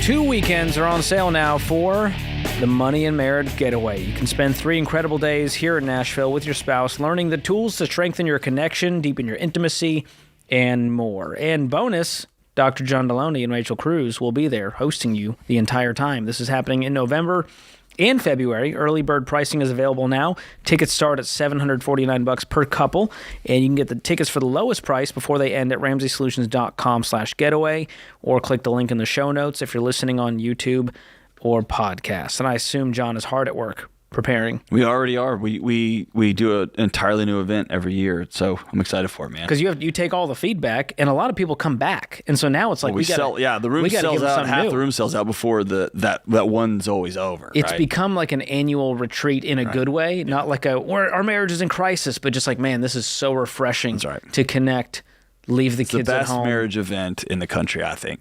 And it's a lot of fun. And Nashville's a great city just to come hang out in. 100%. So join us. Go to RamseySolutions.com/getaway. Sarah is in Albany, Georgia, coming up next. What's going on, Sarah? Hey, good talk to you guys. I'm kind of nervous now. Don't freak out, but Dr. John Delony is next to me. Okay. So my question is, so my husband and I have been married going on 8 years this September. We've got 3 kids. We just had our third just right at a month ago. So, we're getting... How are you even speaking coherently? I don't really know. So my youngest 2 are actually only 15 months apart. So our last one, she was a little bit of a surprise to us. So surprise! Yes, yeah, kind of surprise. And we actually also survived. We survived the Hurricane Helene that just came through in September. So we found out about her right afterwards. So wow. Yeah, I don't know how I'm talking coherently right now. Well, we'll help you through it. What's your question today? So basically, after my husband just recently changed jobs, it was a little bit of a pay cut, but it's a higher ceiling to grow from where he was at previously. But with that pay cut, it's kind of set us back a little bit financially. We do have a little bit of debt, and the setback has kind of got us to where we've always been paycheck to paycheck, but now it's got us to where we're just kind of just scraping by, and we're not able to really work at our debt the way we need to. So kind of trying to get an idea of, how to cut down the debt, because that is a majority of where our finances need to be going right now. How much debt do you have? Taking a lot out of us. About $42,000. Yeah, that's more than a little bit. Okay, what kind of debt is that? Most of it is in a car payment, and then the rest of it is kind of spread across the credit cards, and then credit cards. Have you cut up the credit cards and stopped using them completely yet? If it were up to me, we would. But my husband is, we're kind of back and forth on it. He's just kind of like, well, this is what's helped us survive so far. And neither of us have very good financial upbringing, I guess you would say. And so we're trying to do the best we can, but it's kind of like, he's just trying to survive at this point. And so he likes the security blankie of 29% APR. And under the guise that we are somehow helping our family. What was the long-term move here? I have multiple times in my professional life taken a pay cut for a job that would offer increased opportunities, but it's always ROI'd itself pretty quickly. What was your plan on taking a pay cut, or what was his plan on doing that?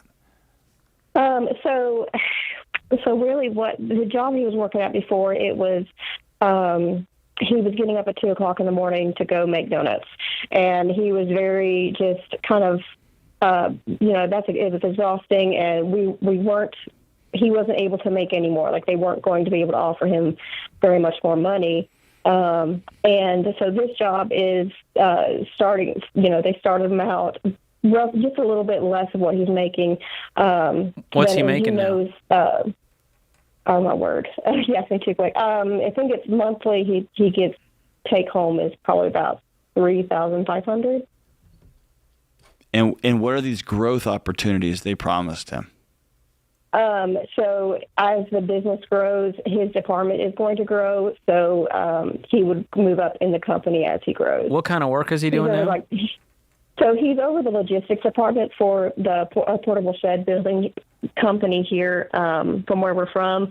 But they've actually opened up other branches in other states now. Okay. So it's growing very quickly. It's just his paycheck is not growing like he needs it to. Yeah, this feels two things. It feels kind of MLM-y to me, and like multi-level marketing-y. Like, all right, bro, listen, we got all these opportunities. Get on the ground floor. Yeah, get in early, and we're going to open up all these shops and whatever, and you're going to grow job to job to job. When a company does that, what they get is the benefit of his employment and his loyalty, and then they get to try him out for 6 or 7 years, and so they don't have as much skin in the game. And in exchange, he takes a pay cut, comes in, works his butt off, and does really good, and they can kind of use and abuse him without any sort of increase here. And so without a plan for, okay, I'm going to come in here for 2 years, I'm going to run this thing, and then the next step will be X, Y, or Z. It's all like, yeah, when this thing gets really cooking, then we're all going to, right? And this thing's never going to, quote unquote, get really cooking because, well, we had to open another location, we had a leadership challenge, and bro, dude, we're in this together. And that just, I don't know, dude, that just makes me feel I would get some clarity on what it looks like to get that bump, get that promotion. Is it a certain revenue metric? Is it a 6-month performance review where they're going to look at everything versus just like a wish and a hope? So that's one piece of it. Okay. This car loan, what's left on it? $27,000. And what is it worth? I actually really don't know. Okay, add that to your homework assignment to jump on Kelley Blue Book, find the private party value, not a trade-in value. You're going to get hosed on that. And I would see if you can sell that because that car is more than half of your annual income. That's a major problem. And contrary to popular belief, we had 2 kids in a Corolla. We had 2 kids in a used Prius. George has 2 car seats in his used Tesla. You can make it on other cars. Okay? Yeah. I know it doesn't you can, and y'all can't afford this car. Yeah, and is it his car? Is it a truck? What is it? Security blanket for him. It's a GMC Acadia, but like what he was saying, it's kind of a security blanket. He grew up just broke down on the side of the road the majority of the time. And totally get it. To him, it's like I want to make a car payment and know that my family's in a safe car, and. But it's still, and I totally get that. Both George and I want our families in safe cars, and that's a false dichotomy. He's drawn a false picture. It's not an either or. There's a whole bunch in between. And by the way, the car, your nice car they're making a payment on, we took a call earlier where there was somebody whose engine exploded. So you're There's no guarantee. Yeah, you're not hedging anything here. And so if you sell that and you save up enough in cash or take the difference if you can profit from the car and buy something in cash, you don't have to buy $2,000, 1997, but you can do a pre-purchase inspection, make sure it's a reliable vehicle, research the make, model, and year that works for your family. And it's just for now. This might be a year, but that's going to get you guys out of over half the debt you're in. And the rest is all credit cards? Right. Yes. Yeah. So his game plan is just to continually go into credit card debt thinking, well, eventually, maybe, hopefully, I'll make enough that we can climb out of this? Yeah, basically, yeah. He's at least until he can get a raise and get back to where I promise you that's not how it works. Yeah. Guaranteed. There's going to be some side hustles involved from you or him. Maybe he gets home and you guys high five and he takes over with the kids and you go to work. But the only way out of this is increasing the income and getting rid of this car. Hang on the line. We're going to send you Financial Peace University. You'll have to watch all 9 lessons together. If you promise you'll do that, we'll get you hooked up. Hang on.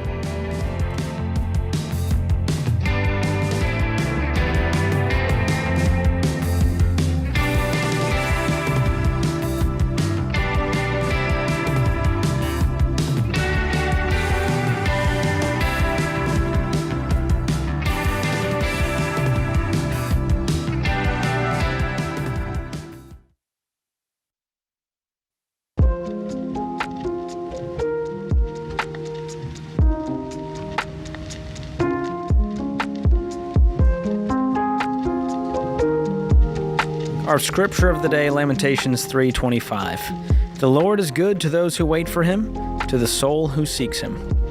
David Lee Roth said, money can't buy you happiness, but it can buy you a yacht big enough to pull up right alongside it.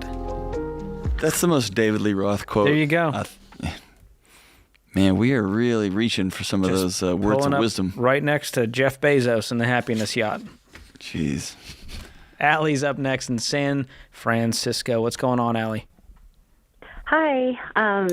my quick question here is, how do I set myself up, specifically financially, as we head towards a possible divorce?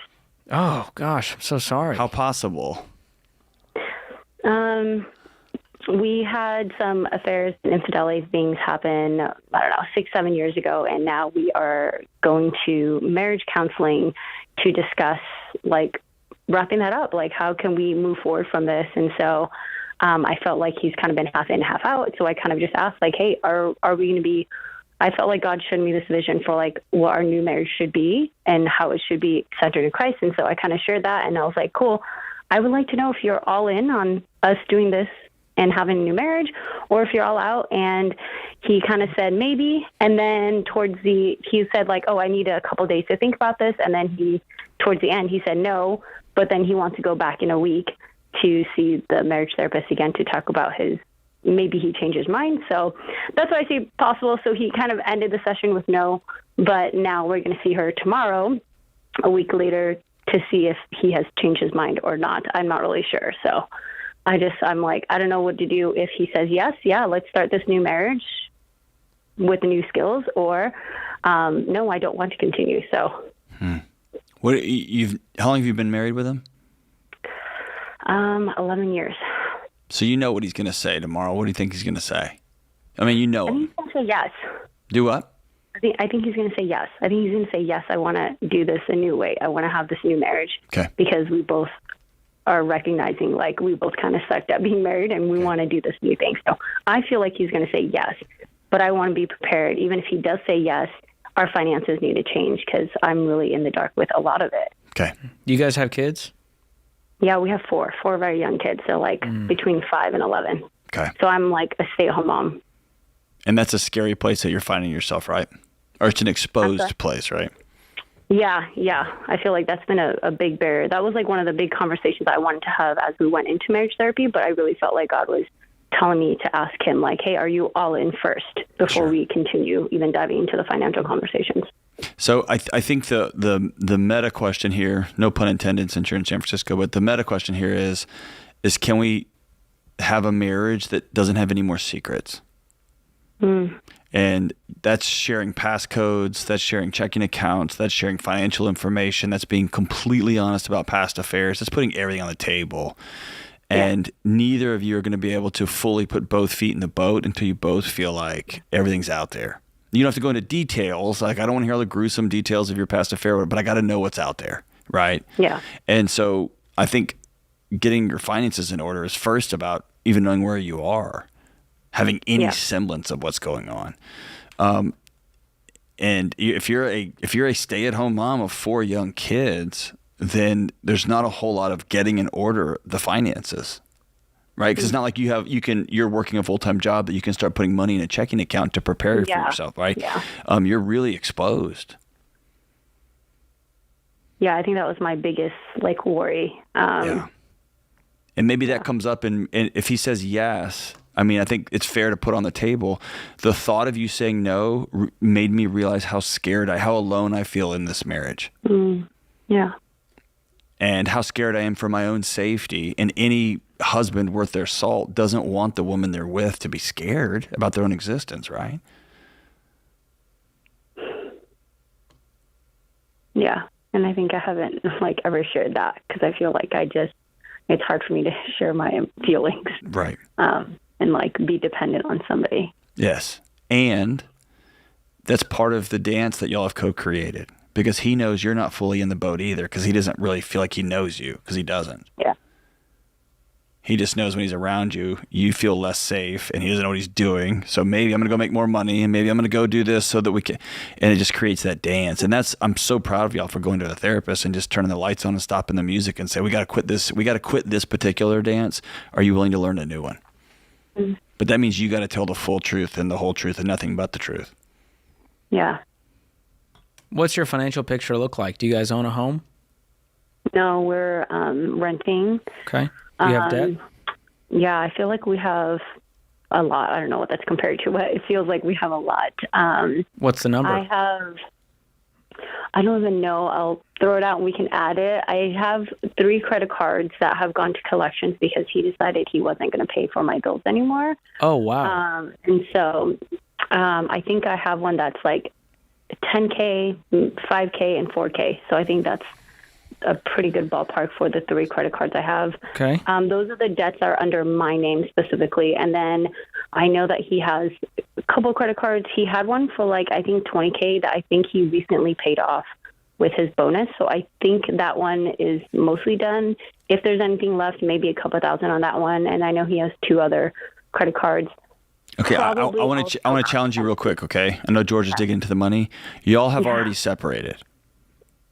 Yeah, I feel like that happened when he decided, oh, yeah, I'm not paying for this stuff anymore. Right. When he started using the words yours and mine, and as you're talking to us, this is mine, that's his, and I'm not paying your bills, but you're not paying mine. Y'all are already separated. Y'all just live in the same house.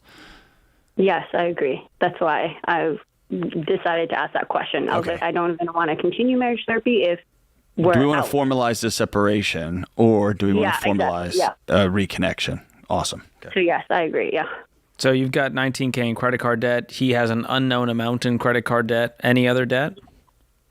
I think that's it. We have a car that's paid off, and then he has 2 motorcycles. I believe those 2 are also paid off, actually, yeah. Okay. So the one thing you can do is to check your credit report. You can go pull it at annualcreditreport.com from all 3 bureaus. It's free, and that'll give you a real clear picture of what debts are in your name tied to you. Oh. And then your job is going to be to clean up your mess and to make sure that you don't go into any new debt and that you don't have any debt that's attached to him that has your name on it. Okay. So that's one way to start to protect yourself. I assume you guys have separate bank accounts already. No, we actually have the same account. Just one joint account? So when he says that's your credit cards, what did you buy? I actually used them during kind of like the 3 or 4 years of all of the affairs and stuff like that because he was also spending a lot of the money. So I just had to use our credit cards to literally just buy groceries, like just basic necessity things that have kind of like stacked up. Okay. Were y'all both cheating on each other? You've referred to the affairs. Was it both of y'all or was it just him? Just him. Yeah, okay. It was just him. Yeah. Okay. Well, no, there's going to be state laws that come into play and divorce decrees and judges deciding who's going to get what and custody. It's going to be messy and it's probably going to take a while. But on the other side, there's likely going to be, alimony and child support. I hope he pays. We've taken a lot of calls this week where they just go, yeah, he just decided not to. Yeah. And that's it. And so I don't know that situation on your side. But I would definitely start to get your ducks in a row to make sure that you at least have as little damage to clean up as possible. Do you have family support? Okay. Yeah, I have a really good family support. They're not super close by, but I think immediately I would be able to have access to their support and things like that. So. If on the off chance he comes in tomorrow and says, hey, I'm out. Yeah. The faster you can metabolize what the life I had is over, the faster you can get to what I would call survival. It's the people who are like, no, maybe the boat's not sinking even though it's half underwater. The faster you can say, this boat is going under, I need to get to a life raft, the better. And so the faster you can say, okay, I didn't want to move in with my parents, but I got to because I got 4 young kids. I didn't want to go to work and put 4 kids in daycare, but I have to. The faster you can get from that reality to your new reality, it's not going to be feel any better, but man, you can start making some headway. But hopefully he says, I'm sorry and I'm going to repent for how I've treated you and these kids, and I'm ready to go all in on a new marriage. We'll be thinking about you guys.